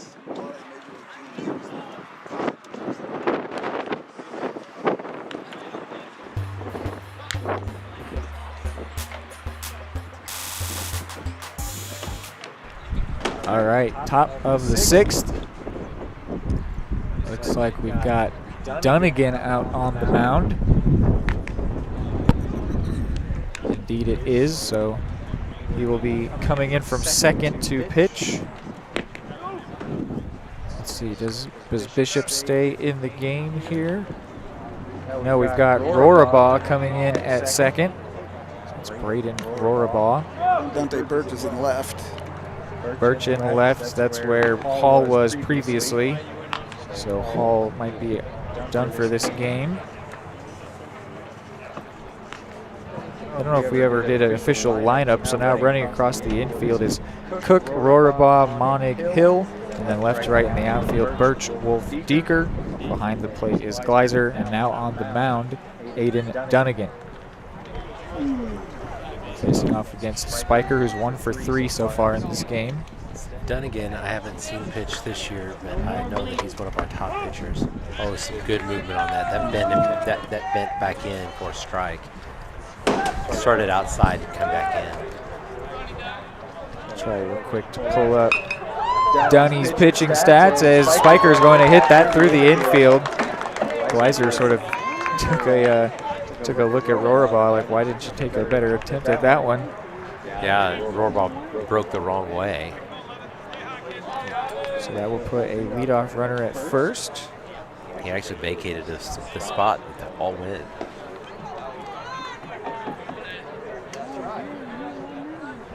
So Dunnigan with 14 2/3 innings pitched comes in with a 1.43 ERA. One of 3 different pitchers that started the day with a 1 at the beginning of their ERA, and none of those are in the tens place. So some very good pitchers in the staff for the Blazers.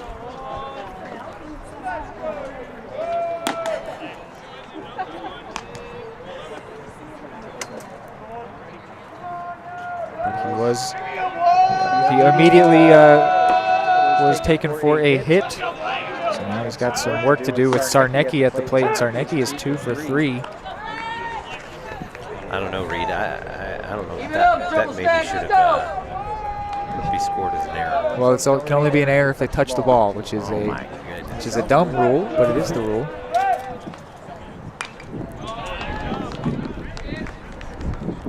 I believe Sarnecki, who as I said comes in 2 for 3, I believe he was the one that dropped down the bunt that Bishop threw over to third to get the lead runner. So I think he's reached base in all 3 plate appearances so far. Here's the 1-2, sort of popped up to the right side, and try as he might, couldn't get there. Got a little bit of a late break on it. And it was always going to be tough. It was a far run for him to make.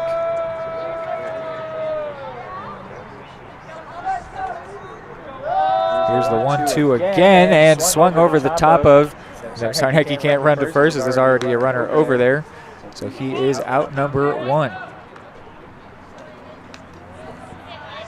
Well, Mr. Fulmer, you're free to stick around, but if you would like to go, we can send you off. Thank you for taking the time with us. Like I said, you are free to stick around. Happy to have you here for some extra color. But well, thanks for having me. This has been a real pleasure. It's been fun to be here. I'm enjoying this game. Job. All right. Well, thank you, and yeah, you have a good rest of the day. You guys take care. Okay, thank you. Come on, Triple Stack, let's go! So we've got actual video, which is nice. You don't have to try to paint pictures like Bob Ross. The batter is the pitcher, Chrisman. Roll him up, defense!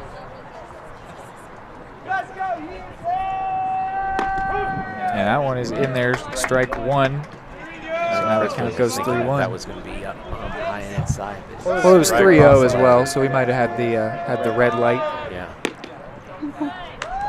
And he will be walked in 5 pitches.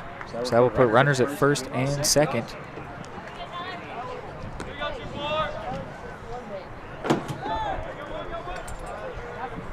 So the Blazers trying to hold on here. Just want to get this inning over with, get back on 0.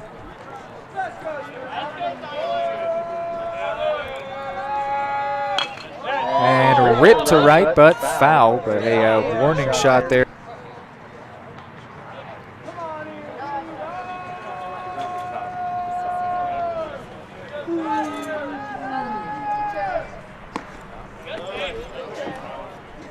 Taken low there.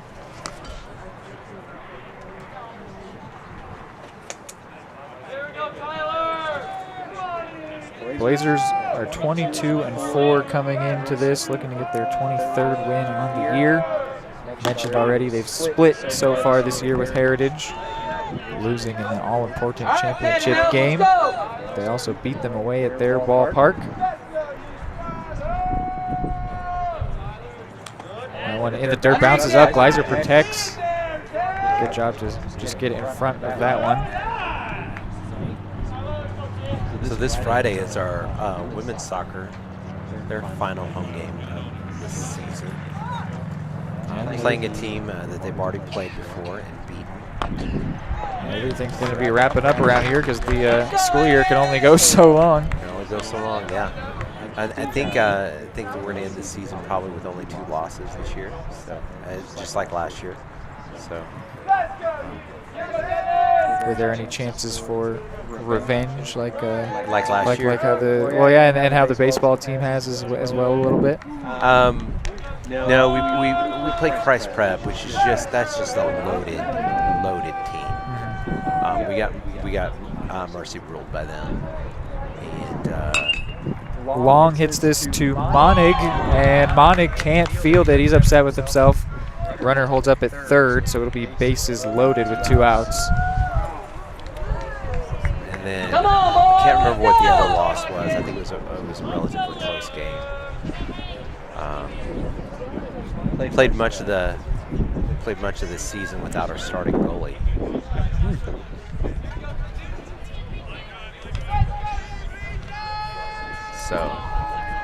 So with the bases loaded and 2 outs, probably the most dangerous batter on the team, Briley, their catcher, who is 2 for 3 with the home run.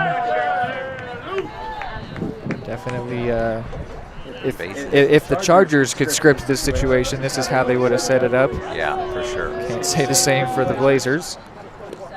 Ooh, that pitch looked good to me. Maybe a little outside, maybe just a little bit outside. It's 1-1 to the catcher. Pitch from Dunnigan. Swung on, popped up. That'll be back towards us. Gleiser setting under it. Actually, it's Dunnigan, and it lands fair. So a run scores on an awkward play there. Probably should have been Gleiser's ball, but I think that he maybe didn't get the right read on it. And so then the responsibility came to Dunnigan, and he just missed it. Wouldn't that infield fly rule? No, there's already 2 outs. If there were 1 out, it would be different. Oh, I didn't realize there were 2 outs. Yeah, so it's a foul ball because it landed. Even if that landed in fair territory, it then hit Dunnigan in foul territory. If that same thing happened in the outfield, it would have been a fair ball, but because we were inside the infield, foul ball. So the runners go back where they were, still 11-5, and Briley back up at the plate.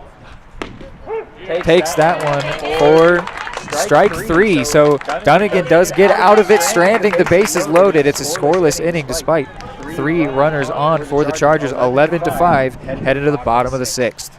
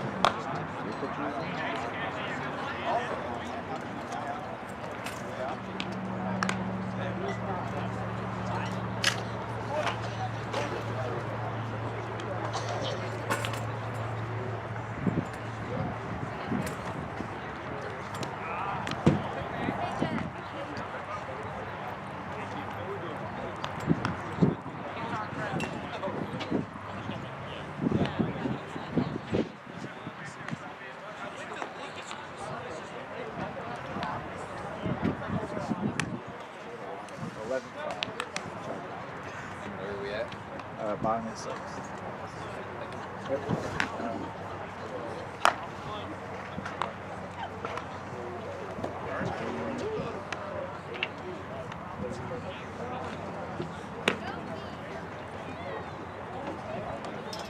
Come on, Jason. Oh, Jason, sorry.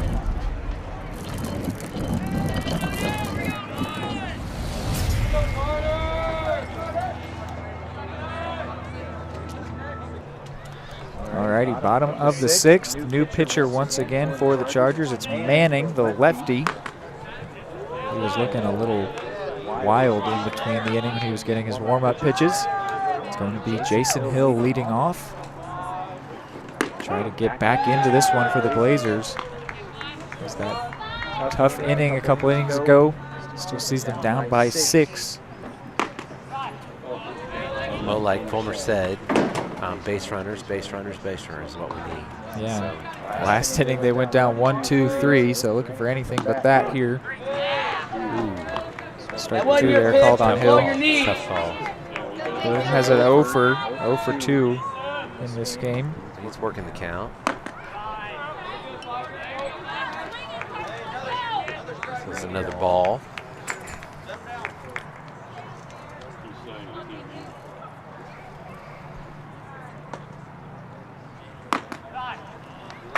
And he works a walk. That'll do for base runners.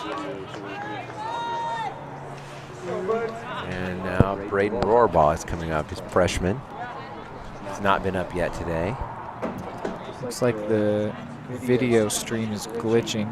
Try to get that fixed for you in between innings. Or actually, there's a break being taken here.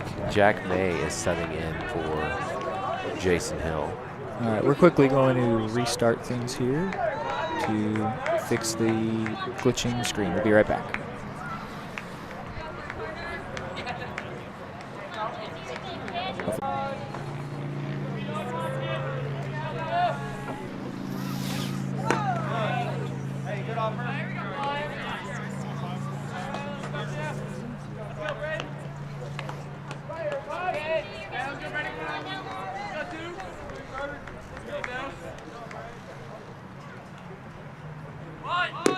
All right, we are back.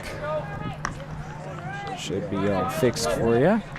Bottom of the 6th, runner now standing at 2nd after there was an attempted pickoff that didn't get him.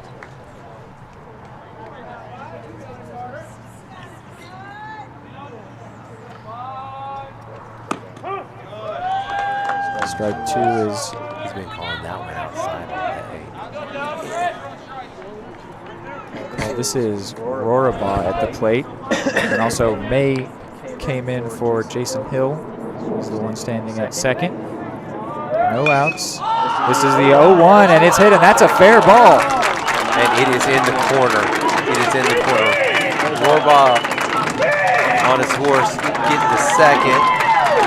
And we have strapped back a run. So now it is 11-6. Indeed, indeed. The base runner is brought around to score. Base runners, base runners, base runners. And it is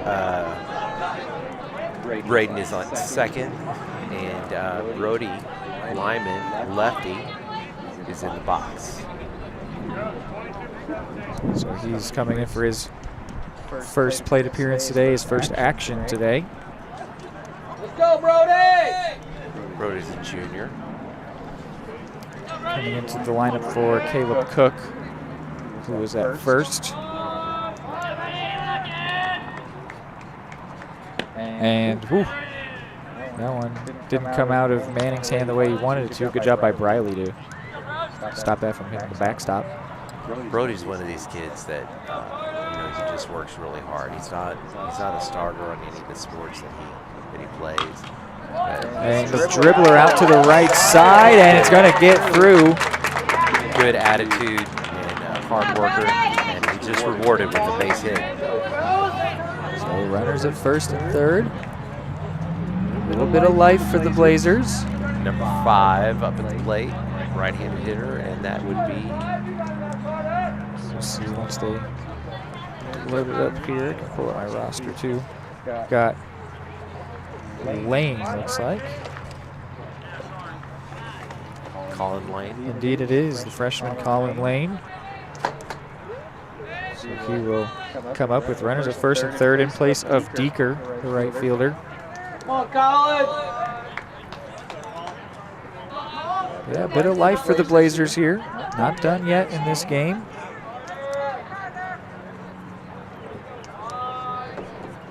But if they are to come back in it seems it's going to be on the shoulders of some of their younger guys.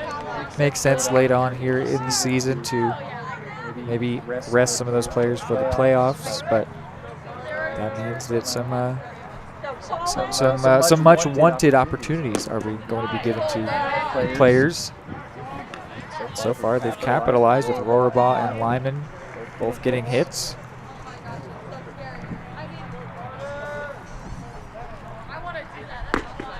A swing and a miss by Lane. Behind on that one, strike 2.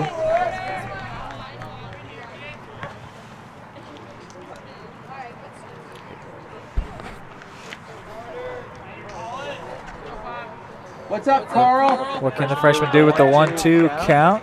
Takes that one for a ball. He seemed to think that he was out, but he was not. Carl!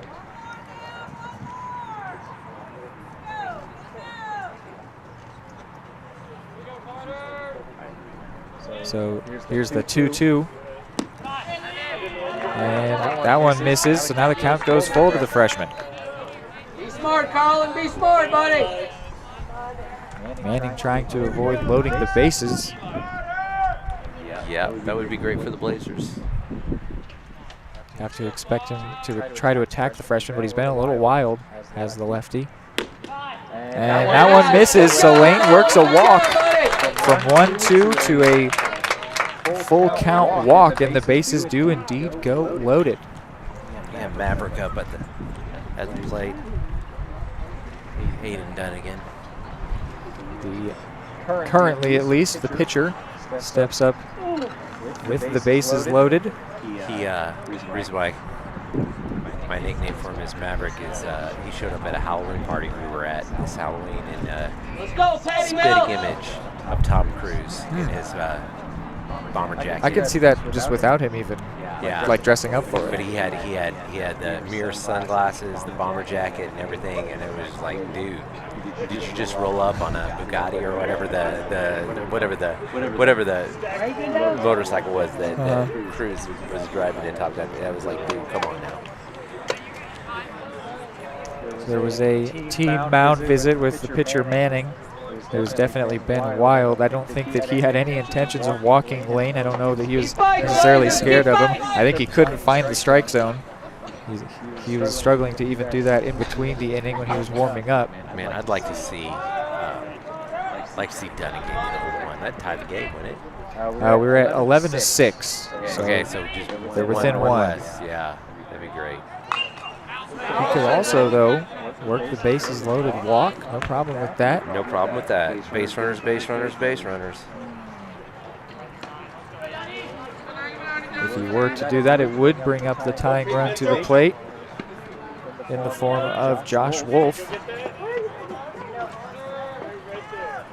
Dunnigan comes in 1 for 3 so far. Takes that one, strike 2. So it's 0-2.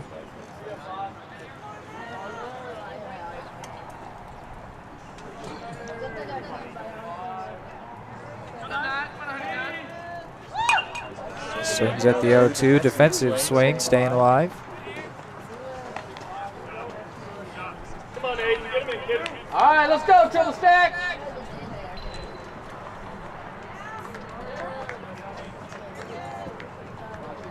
Bottom of the 6th, bases loaded, 0-2, no outs. And, ooh, high there. Good job by the catcher just to stop it from getting to the dugout, to the backstop. That's the first ball, so now it's 1-2. If Dunnigan had swung at that one, he'd be getting a schedule to the eye doctor. And he does get a hold of this one. It'll have a chance back there, and it's gone. It is gone. Oh no! Is it in? It's still in. So is a runner for the Blazers. I thought that was out of here. In the end, that's one of the longest singles you'll ever see. I thought that was gone too. Maybe as did the base runners, as they didn't necessarily hustle on that one. But the tying run does come up to the plate in the form of Josh Wolf, as it is now 11-7. Blazers trying to storm back into this one. They have at least made sure that we'll see a 7th inning in this game for sure. Man, with the wind, I wish the wind was still blowing the way it was earlier, man. That would have been gone. Grand slam from the pitcher, come on. All right, Wolfie, let's go, buddy. Hey, at our break, I want to show you the best header I've ever seen. Be smart, everybody. So Josh Wolf comes in 2 for 2 with the bases loaded. He represents the tying run, which once upon a time would have felt like that was a long ways away for the Blazers. But they've got the maximum of base runners, and base runners, with Dunnigan at first, Lane at second, Lyman at third. It's now 1-2. How many outs we got, Reed? No outs. All right. That one well outside. Manning still struggling to find the zone as he approaches 30 pitches. Blazers needing to try to recreate the inning that they had go against them. Bishop was put out there. And connected with well. It's good. It's going to go well over the head of the center fielder. And Lyman is in to score. Oh, they're going to call ground rule double. They're going to ground rule double. So Dunnigan is going to be sent back. Sent back to third. Wolf at second. But 2 runs are in for the Blazers on a huge hit by Wolf, who's now 3 for 3 today. And it brings Caden Monick back up. The Blazers are indeed storming back in this one. How many homers does Monick have this year? Give me a second. Let me update the score bug first. We'll get that. Runners at second and third, 9 to 11. 9 to 11. Mr. Monick. Mr. Monick. How many home runs did he have this year? None. No way, yeah, no homers. I remember him hitting a homer when I was playing. Would have been a couple of years ago. Hey, now's the time for one, right? Take one right here. Looks like a pitching change here, which was is honestly unfortunate news for the Blazers, but was well overdue, as Manning simply could not find the zone, and any time he did, he was getting punished. So they are done with the lefty, who gets no outs.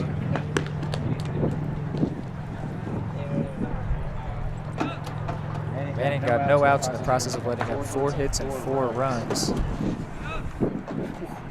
That's cool. A backwards hitter. Upper 90 is crazy. Manning let up 4 hits, 2 walks. He's responsible for the runners at second and third. And they are done with theirs. They are going to make a pitching change to a Wolf of their own.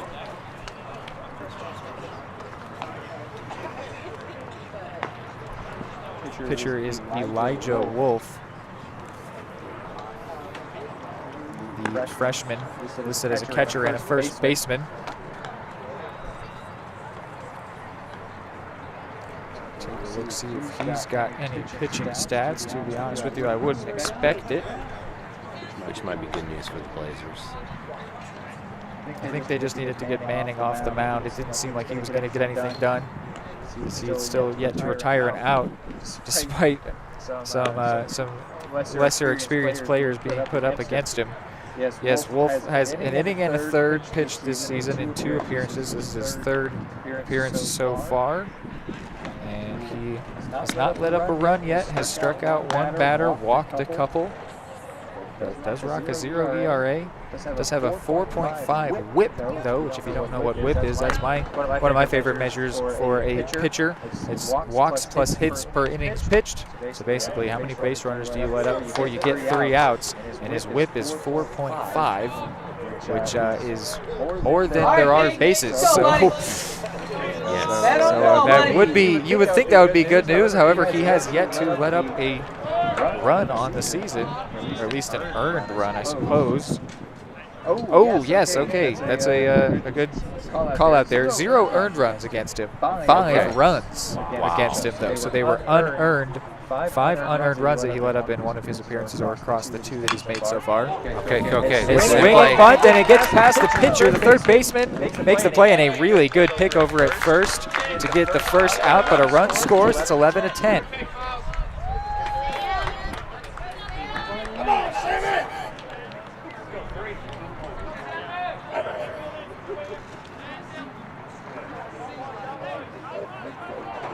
Interesting if the Blazers do come back in this one. There will be a very makeshift team continuing on in this game. I trust that Starnes has a plan, though, for the positions of all of his players. All right, Sammy, let's go, buddy. Gleiser can put one in play in the outfield. We will tie this game up, right? All right. Yep.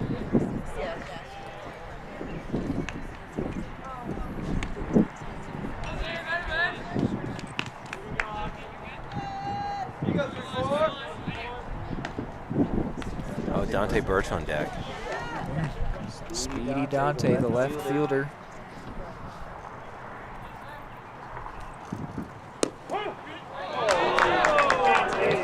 That's right. Take the next one for a that a ride, lot of the Sammy. Blazers fans here do not like. I think they feel like it was low.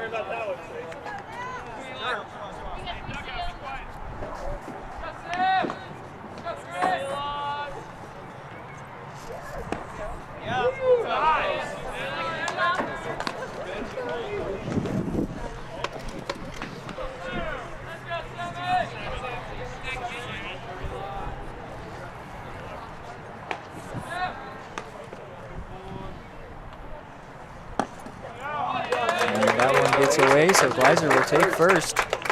Yet another base runner for the Blazers.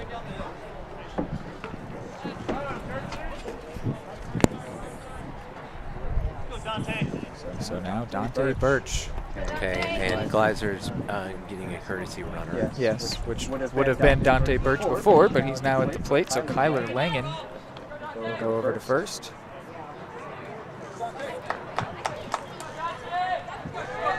Wolf stands at third, Langen at first, Birch at the plate, and then Elijah Wolf on the mound. This is Dante's first plate appearance today. Hey, yeah, let's let him balk. He doesn't look very comfortable. Reed, he does not look comfortable. There have been a lot of uncomfortable pitchers recently for the Chargers as both teams here at their a late game. Ooh! Dante connects it. If it's fair, it'll have a chance. And gone! Gone! The Blazers have stormed. Let's go! And take the lead off the bat of the senior, Dante Birch. He is hyped off of that one, and rightfully so. The Blazers are out on top.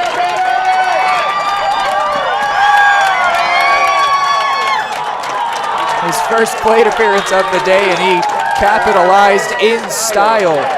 Runners at first and third will both come in to score, and so will Dante. As Jack May up to bat now. Jack May, scrappy kid, very scrappy. I'll tell you, the 7th inning is going to be fascinating because there will be a lot of people in some positions they either haven't played a lot of or maybe haven't played any of, and it's going to be interesting for the Blazers to try to see out this win here as they look to avoid their 5th loss, which at one point seemed a sure thing.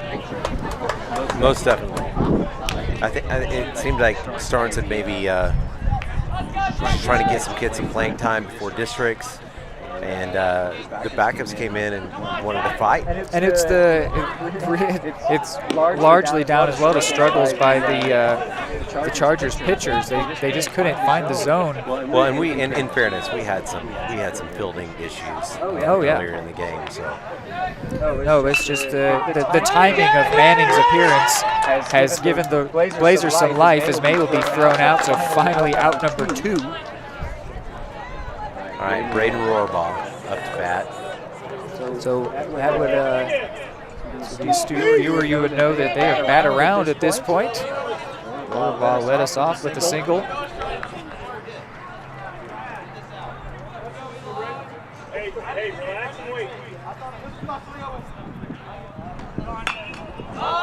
And popped up off the bat of Rohrbaugh, and finally out of the inning are the Chargers, but not before the Blazers have a big 8-run inning.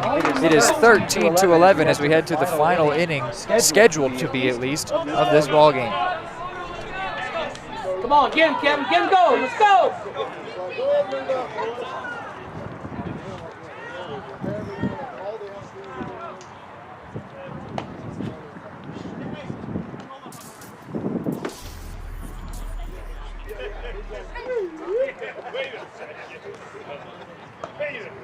How about now? Score now? We're 12. 13. We're up 13. Yep. Did your wife tell you I put her on the spot today? She goes, so I announced you at school. No, I wore sweatpants and he handed me the microphone. Sure did. I was like, hey, welcome to Northland. Good job. Well, I mean, I didn't. I told her, I said, I guarantee he saw you. I was like, oh, that'll work.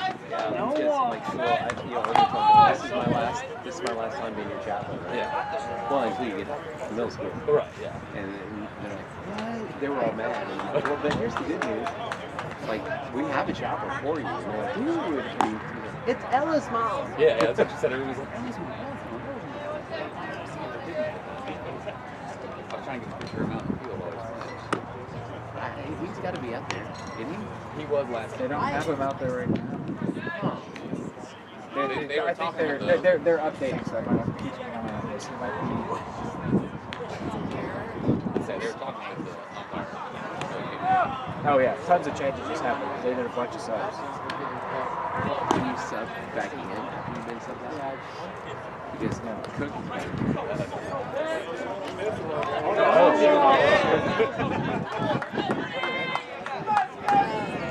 I never had a time. Yeah, they've got Bishop in left too. Let's go, 2 right here. Oh, yeah! Keep dunking. Let's go. All right.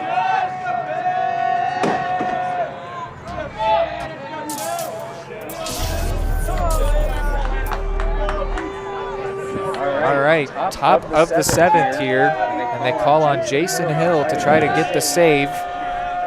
And it is indeed, as we thought it might be, a makeshift lineup. We've got Brody Lyman at first, Aiden Dunnigan at second, Caden Monig at short, Hall over at third, Deeker in right field, Wolf in center, Bishop in left, Gleiser still behind the plate. The batter is Pittman, who's 0 for 3.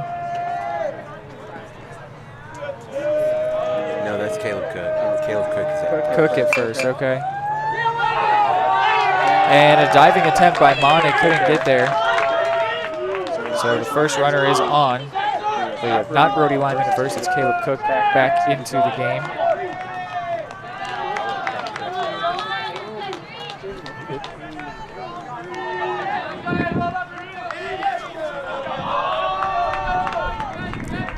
Corrections are welcome when they're correct. just a bit outside. So Pittman at first, Burley comes up now, 1 for 3. Come on, Jason. Hill trying to shut this one down on the hill. Kind of quick pitched him there. A little outside, a little high maybe.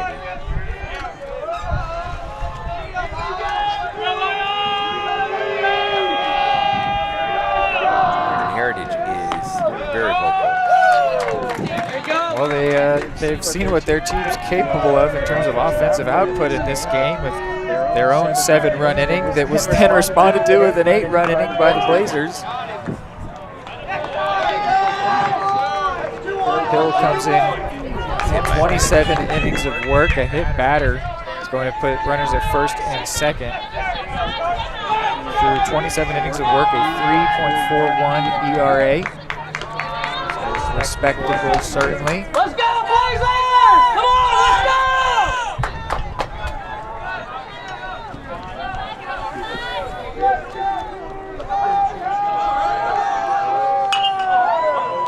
And Manning connects with this one well to left, and it's going to drop.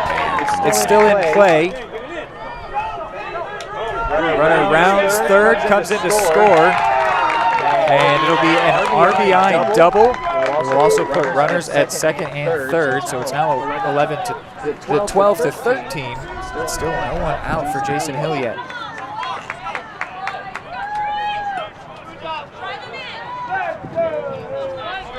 Tough. I think again the sun played a factor on that one. Maybe getting in the eyes of Landon Bishop out there. And it's just I'm not sure where that one was. Where that one missed.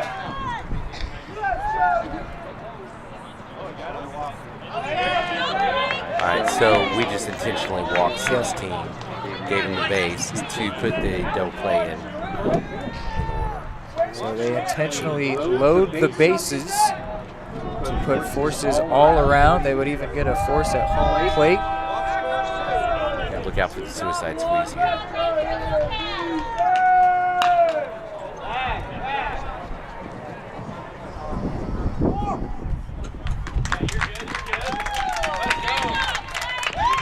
And a run comes in to score. Tie ball game, 1 out. What happened on that one? I missed that. We got the fly, sacrifice fly to left center. So now 13 apiece.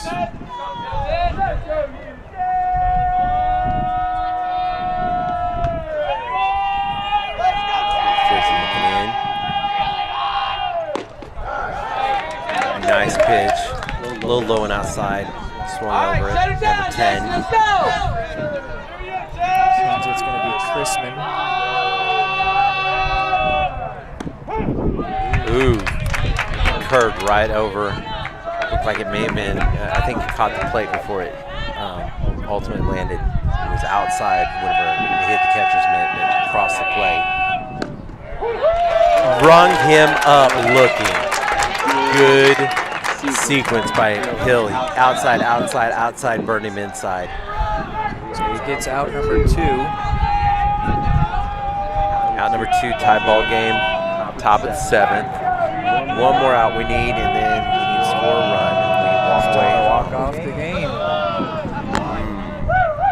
All right, let's go. But first, there's work to be done. His runner's still at first and second. And the batter, Morgan, no pushover. He's 2 for 4.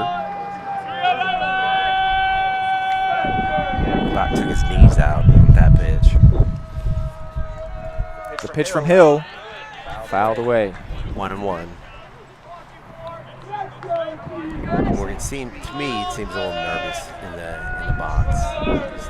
It's a little spot. frantic. A little frantic. Just a lot of movement. You see that, Reed? Yeah. Fouls that one again. Yeah, he like swang, like he fouled it, like he caught it on the backswing.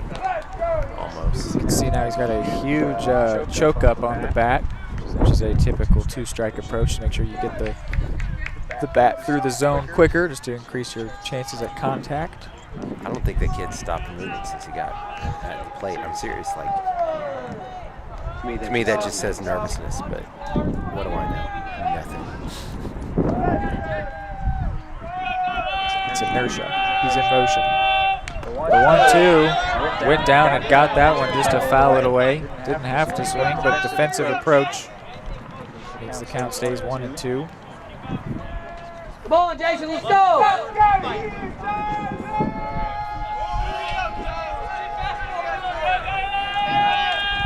The runners go. Gleiser throws to third, and they might have got him. They say safe. Oh, man. It was close over there at third. A diving attempt by Hall to get it. Starnes yells out, the ball beat him.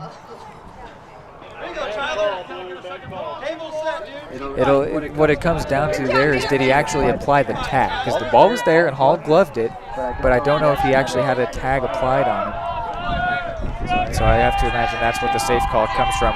Whatever it is, that means runners are now at second and third. 2 strikes, 2 outs. What's the call here? Hit by pitch.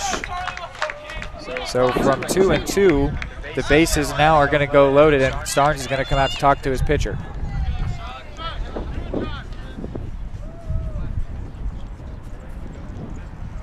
Another one of those, the umps can only do so much. They need to be in a position. You'd love to just have a third umpire, but it's just tough. That would be nice. That would be very nice. It's, yeah.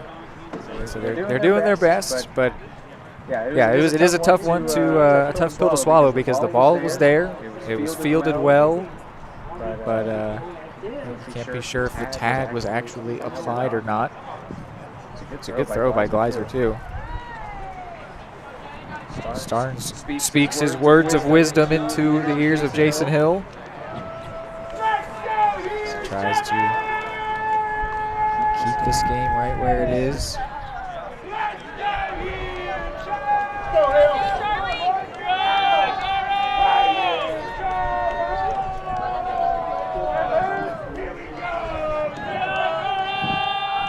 Here's the pitch. Called for a strike. The batter seems like the zone is expanding a little bit to the first base side. Batter here is Long, who's 1 for 4. No, that was right in there. Right in there. Just 2 looking strikes. And Long has struck out twice.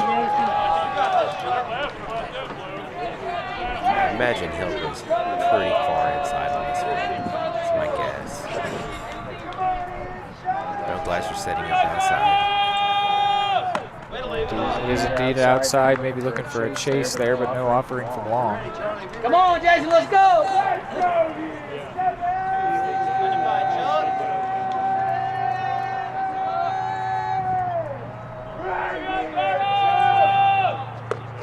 And a swing and a miss. Long, and with the hat trick, he's struck out for the 3rd time today. But there will indeed be a bottom of the 7th, which we might not have hoped to see. But there will be a chance for the Blazers to walk it off here, as they are now huddling up as they talk about how they're going to approach the bottom of the 7th. We'll be back in a bit.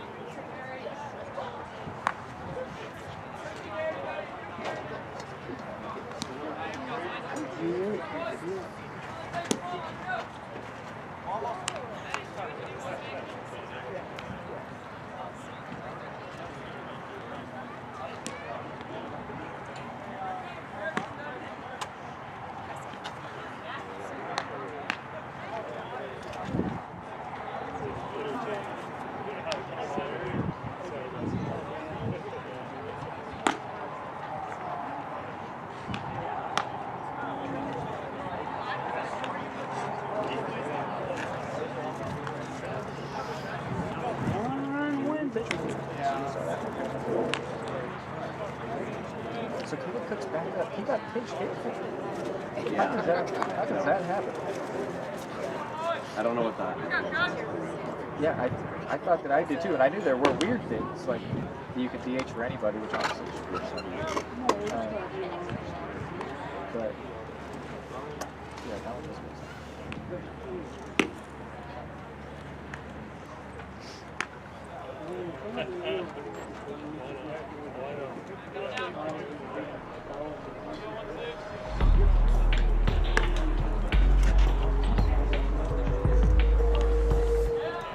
Go, Cookie!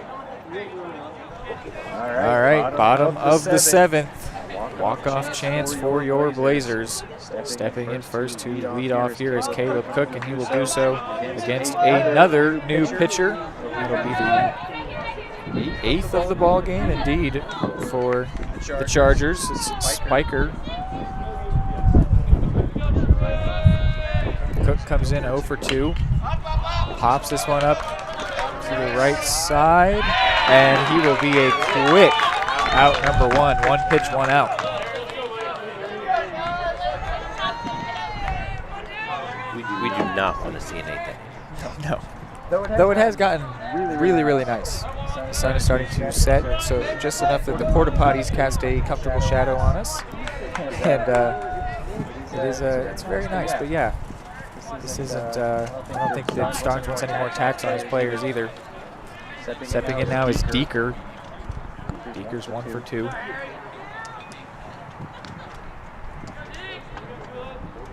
Big moment here for the Blazers. Dunnigan's on. Like that. All right, Harry, let's go, buddy. Put in play, bud. Yeah, Dunnigan.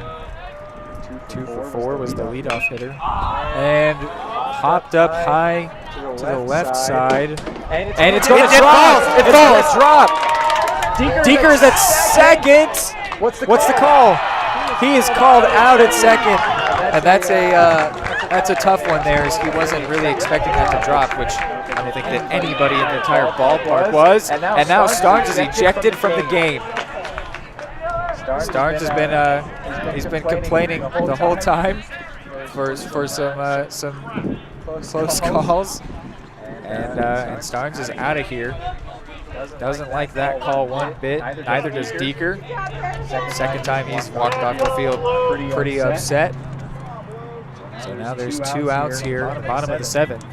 And it's looking more and more like we're going to indeed see an 8th. But Aiden Dunnigan will come up. He's 2 for 4. Starnes will have to exit the ballpark. Let's go, Donnie! Here we go, boys. One more. Let's go.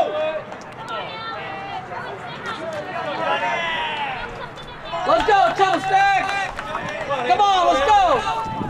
So now the crowd sort of trying to lock back in on the actual spectacle at hand here. Everybody couldn't help but keep their eyes glued to Starnes as he made his exit. right, Dunnigan, let's go. So now Dunny steps in, mentioned it, 2 for 4. Gets ball 1. We should have Starnes drums. So you have lovely things to say.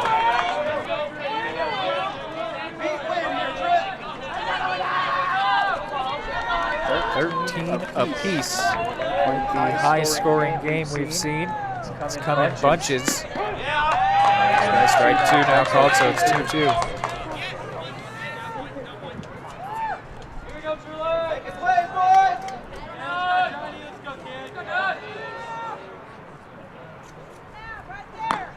Now it's outside, 3 balls. 3 balls and 1 strike. All right. Look for yours, Aiden. Come on.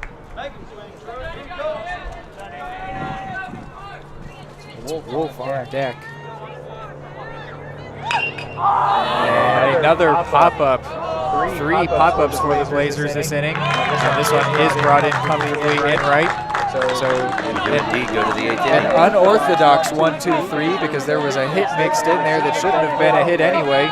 But indeed we will head to an 8th inning tied up at 13. Let's go!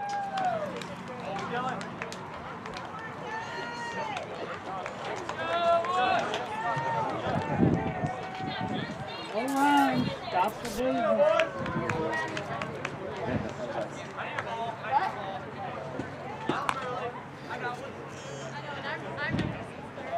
There's going to be a lot of runs scored, too. It's going to be like, I would be surprised if the Blazers come up with this.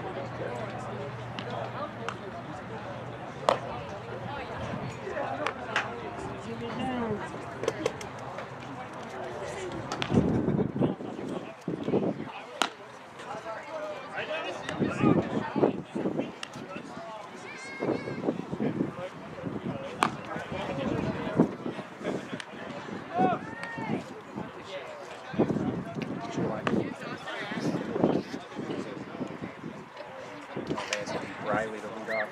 Oh, man.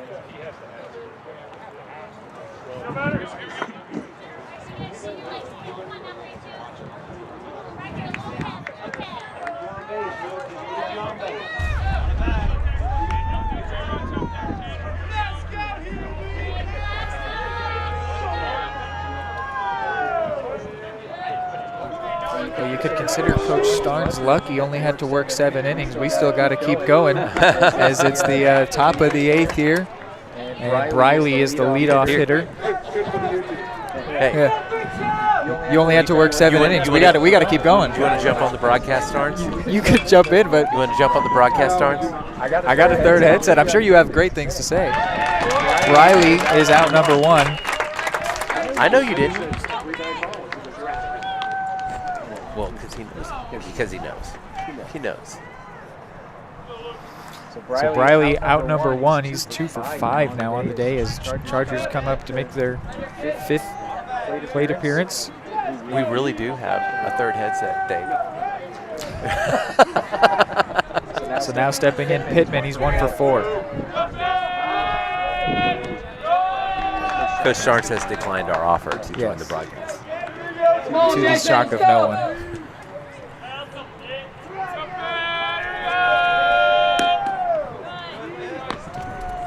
No. 2-0. Hill falls behind the batter. So, Dave. And strike 1.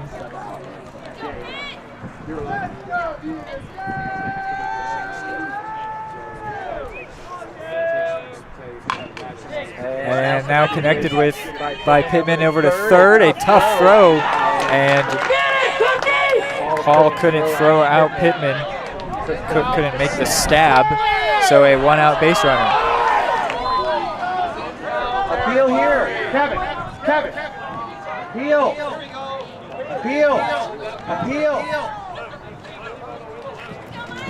What are we talking about here, Mr. Barnes? I think he turned towards second, and so he should be able to be tagged out. He started towards second. Okay, and he was tagged? And then he was tagged, and now they're saying he gets to stay on because because I have no idea why. It should be out at first. So Pittman will stay over at first as Burley comes up. Hill has now thrown 30 pitches, which is about 30 more than they were expecting him to throw today. YouTube. The YouTube channel. Yeah.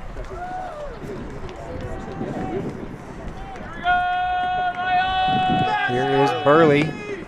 Takes that one outside. Come on, bring it in, Jason. Let's go. So Hill falls behind another batter, 2-0.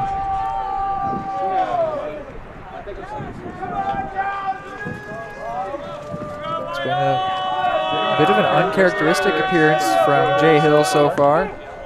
You know what I'm wondering, Reed, if the reason why he wasn't called out is because he did cross the line. I mean, in the way I've seen it called, it's like if you even think too hard about second base, you can be tagged out because. Well, he certainly thought about it. You can't even like flinch at all. He did. He made an aggressive move towards second. Didn't cross the line, but then got tagged. I have no idea why there is a man on first right now. Time called by the batter in the 2-2 count. Big spot here as the Chargers look to try to take the lead here in extras. One out, correct? Yes, 1 out. And this one's going to get away from Gleiser, so Pittman's going to grab second base. So now a 1-out runner in scoring position. Come on, Jason, reset! Definitely not been an appearance to write home about so far for Hill. But he just needs to get out of it here. Already has 1 out. And this one popped to center, and it's going to drop. Pittman's going to go for third. The throw comes to third and hits him on the foot. So there will now be runners at the corners with 1 away. Not getting any better for Hill. Now it's going to be the lefty Manning. His stint on the mound is really what provided the Blazers with life still in this game.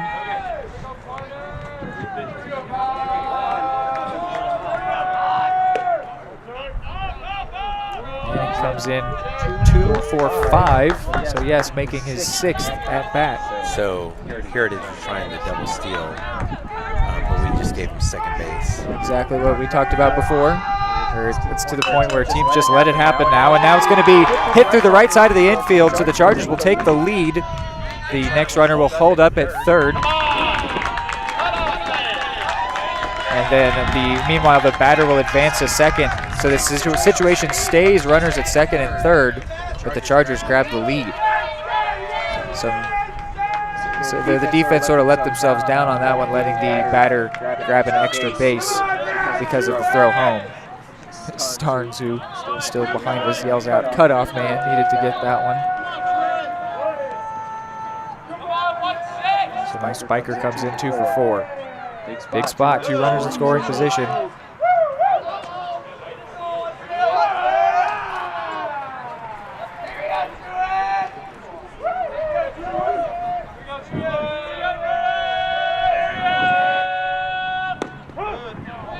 Strike called.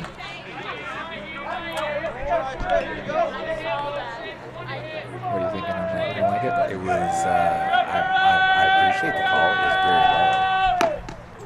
Swing and a miss, strike 2. I think it skinned his shoelaces, but hey. I mean, these are not professional umpires by any stretch. Are they getting paid? I mean professional level. You know what I mean, Reed. Professional conduct, maybe? No, I'm not saying that. I'm saying that they are not MLB. They're not MLB umpires. Is that more clear? Because those are the best. We all love MLB umpires. Clearly.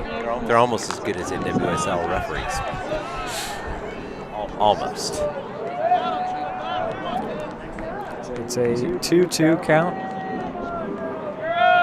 As Hill's about to throw his 44th pitch. Oh, come on.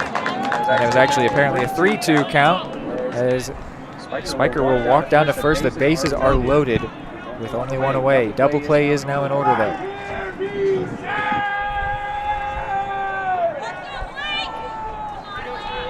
The struggles on the mound are definitely providing the Chargers with some life. They only have the 1-run lead, though.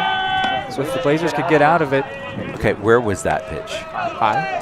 Looked high. Maybe? It looked like letters to me. This is Sarnecki. He's 2 for 4. Spiker at first, Manning at second, Burley at third. Foul back.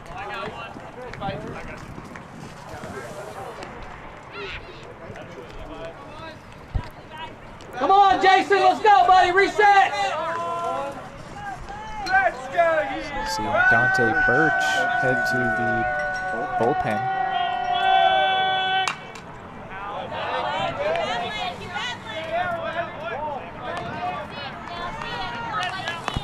How many strikes? Is it 2? Got at least 1. I think it is strike 2, yeah. On the foul ball. Indeed, yeah, 1-2 count. Let's go. Sarnecki hits it to right, and it's going to drop. So at least one run will score. It's still being bobbled around, so another run sent home. The throw comes home, and it's in there, but the runner is also safe as a throw pulled Blazer just a little bit away from the bag. So it's now 16-13 Chargers.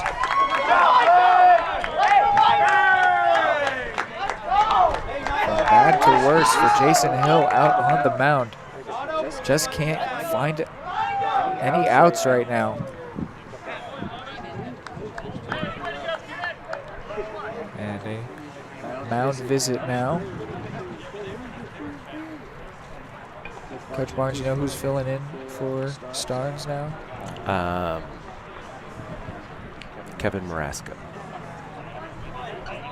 So Marasco heads out to talk with Hill.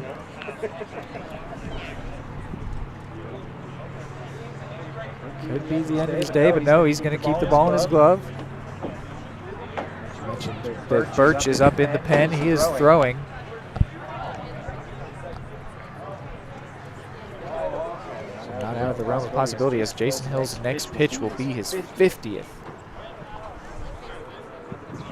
In a game where we had said that the Blazers might have sort of thrown the white flag at one point. And then they realized that they were back in it. I don't think they would have ever wanted Hill to make this many pitches.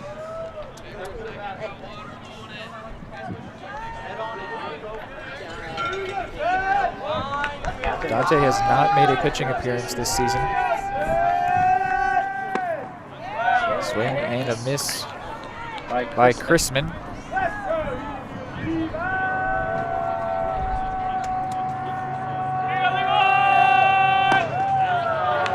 High. Come on, Jason, let's go, buddy! Yeah, a little bit, but it was high. They're smaller strikes. Now that one, I'm not sure what that was. I think it's a little inside, but he's been calling that all game. This one fouled away. It's going to even the count. Watch your head back there. All right, one more, Jason! The plate's about 3 feet wide. I think for this umpire.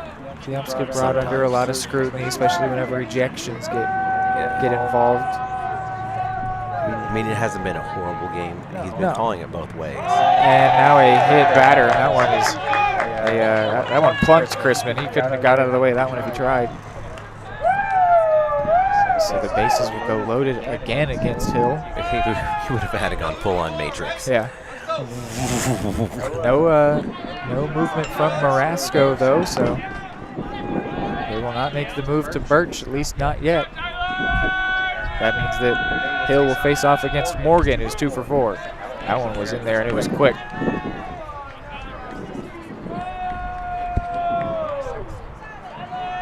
Nowhere to put him. Got to attack the batter. And he does just that, getting ahead of him 0-2 quickly. How about pull a string on Jason? Imagine he'd look for a chase 0-2, which would be just the right time to actually hit the zone with something. And he does just that, and he gets strike 3, out number 2. A big out number 2 for Jason Hill. as now there will be 2 outs with the bases loaded. He needed that one. Yes. Yeah, he got it good. He hasn't had that much accuracy throughout this full appearance, it felt like. And now Long steps in and immediately hits it to Dunnigan, who picks it up and steps on the bag at second. So the fielder's choice over there strands the bases loaded. And it will be 16-13 headed to the bottom of the 8th. Blazers need 3-4 for the walk-off.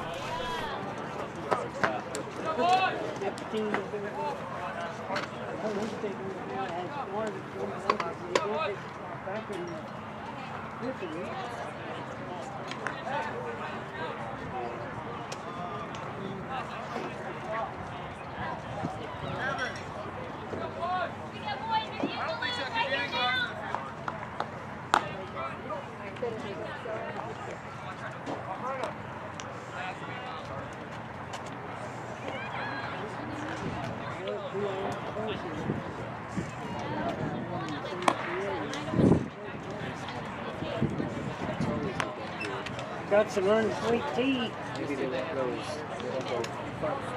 Like I was like, we'll see how good the team is. It's like, oh, we'll get to have fun. But like, if the play struggles, I have to say.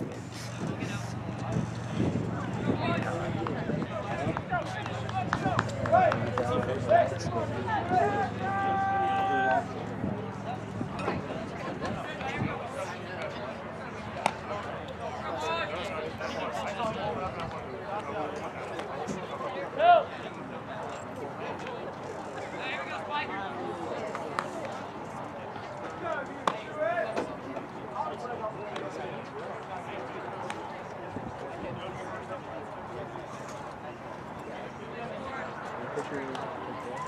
it's Spiker. He pitched early.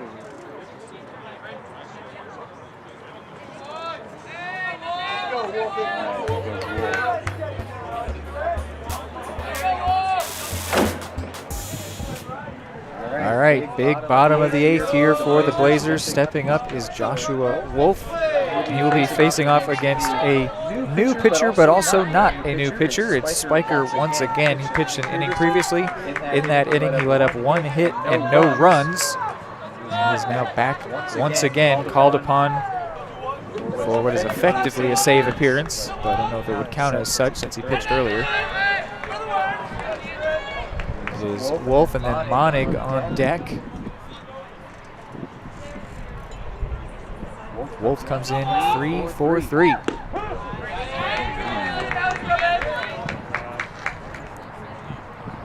Low in the zone.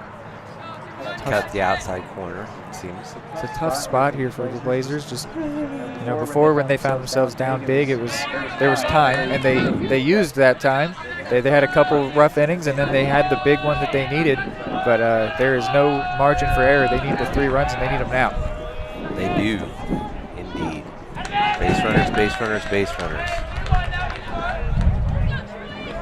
I thought that was ball 4, but I must have miscounted.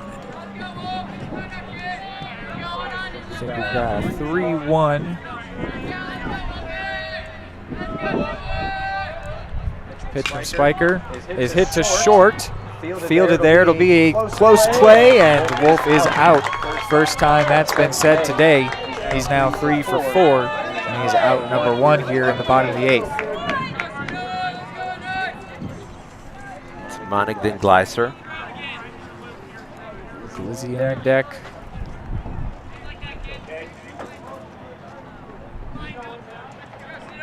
Monig comes in 2 for 4.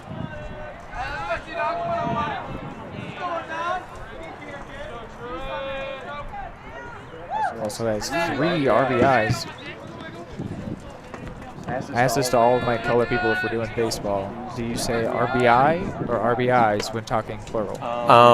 If I'm thinking, I say RBI. Okay. If I'm just being not thinking, then I will probably throw the S on the end. I just prefer RBIs. I understand it stands for runs batted in, but it just, I don't know. Yeah. It feels like it's more natural. Yeah, it does. It does, for sure. But I'm a teacher, and I hang out with a lot of Monig takes the 1-1 low. A lot of people who are serious about their grammar. I don't want to say the normal thing that people say about people that are serious about their grammar. Right. Because I think that's a little over the top Okay. to throw that particular word out. Yes. You mean a grammar communist, right? Yes. Fascist, a grammar fascist. It's a 3-1 count here, and now it's going to go full. Because everybody knows that grammar is not a democracy.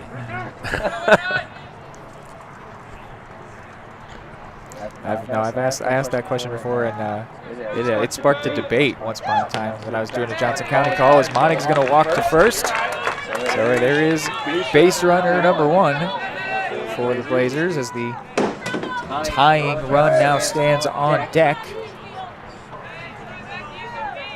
And strolling up to the plate is Sam Gleiser. Tying run is in the form of Mason Hall.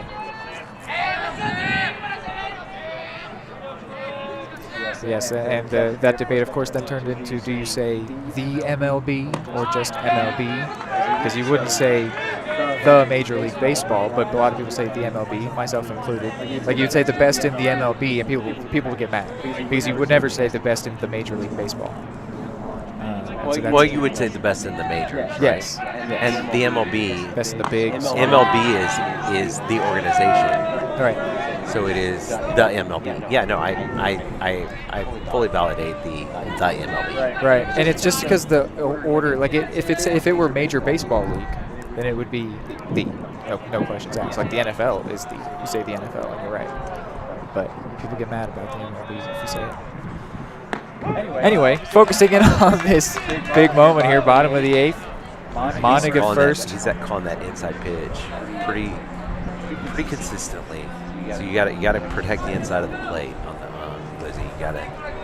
Gleiser comes in 1 for 2 with a couple walks as well. He's found his way on base in this game, and now he's going to hit it over to third. This is going to be dangerous. He's going to need to get down the line quick, and does just that.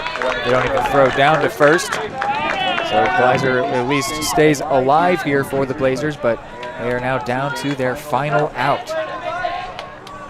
And will Gleiser stay in to run here, or will he get a courtesy runner? Looks like he's sticking around. So Gleiser is at first. Mason Hall is up to hit. He's 0 for 3 in this one. Would love to break that duck, get a first hit in this game at a crucial moment, which would then send the tying run to the plate.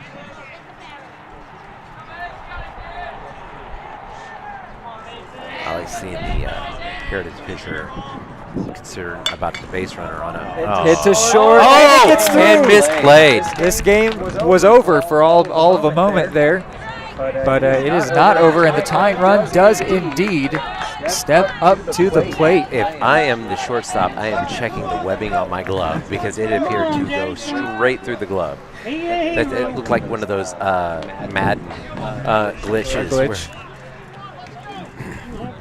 Where you pitch the football and it like goes through the guy. You've seen it. Yes. We've all seen it. Gleiser now stands at second, Hall at first, and Jason Hill, who could use a bit of a pick-me-up, could do it himself. A game in which the Blazers win into the final inning, winning by 2. Another check swing hit from Hill. Second time that's happened to him today, and that will end the ball game. So the Blazers do lose. They lose 16-13 in extras here. They are 22-5 now, their 5th loss on the season, their 2nd to Heritage Christian this year, as the Chargers come out on top 16-13. It's been a good time calling this one with you, Mr. Barnes, as well as with our guests, Coach Bass and Mr. Fulmer. We can go ahead and quickly run through the box score here for this game, and then we will sign off. Thank you so much for spending the afternoon with us. So Dunnigan ends 2 for 5, 2 runs, and RBI. Wolf goes 3 for 4, 2 RBIs, 3 runs scored. Monig 2 for 4, 3 RBIs, 2 runs scored. Gleiser 1 for 3 with an RBI, 2 walks as well. Hall goes 1 for 4. Yes, because he did get that hit just now. And Birch 1 for 1 with the 3 RBIs. That was all on one big 3-run shot. That was a fun moment. Hill goes 0 for 3. May 0 for 1 with a run scored. Landon Bishop 1 for 2. Rorabaugh 1 for 2, an RBI and a run scored. Cook 0 for 3. Lyman 1 for 1 with a run scored. Deeker 2 for 3, and Lane scored a run and also walked. The homer from Birch, of course. Monig, Wolf, and Rorabaugh hit doubles. Dunnigan, Deeker, Monig stole a base. Wolf stole 3. Birch had the caught stealing over at third base. A lot of errors for your Blazers, 7 in total.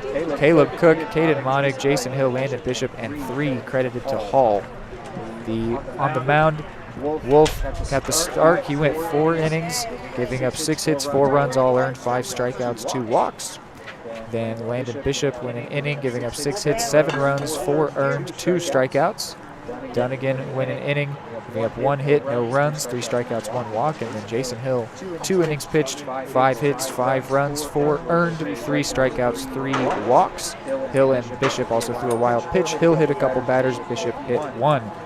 We don't have to run through the Heritage Christian hitting stats necessarily, but do you want to give any final thoughts on the game here today? I really like the guy's character and coming back from what seemed like definitely going to be a loss into taking it into extra innings. It would have been nice if we would have got that call at second.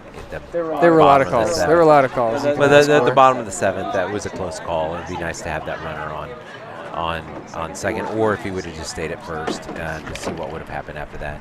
But yeah, well played, well fought game. Yeah, it's still a very special Blazers team as they now turn their focus on onto the postseason. They've got a game tomorrow, right? But I believe so. But then they are looking forward to the postseason. This is their final regular season home game, and it was an interesting one. We got a manager ejection, only the second ejection I've ever seen calling a game.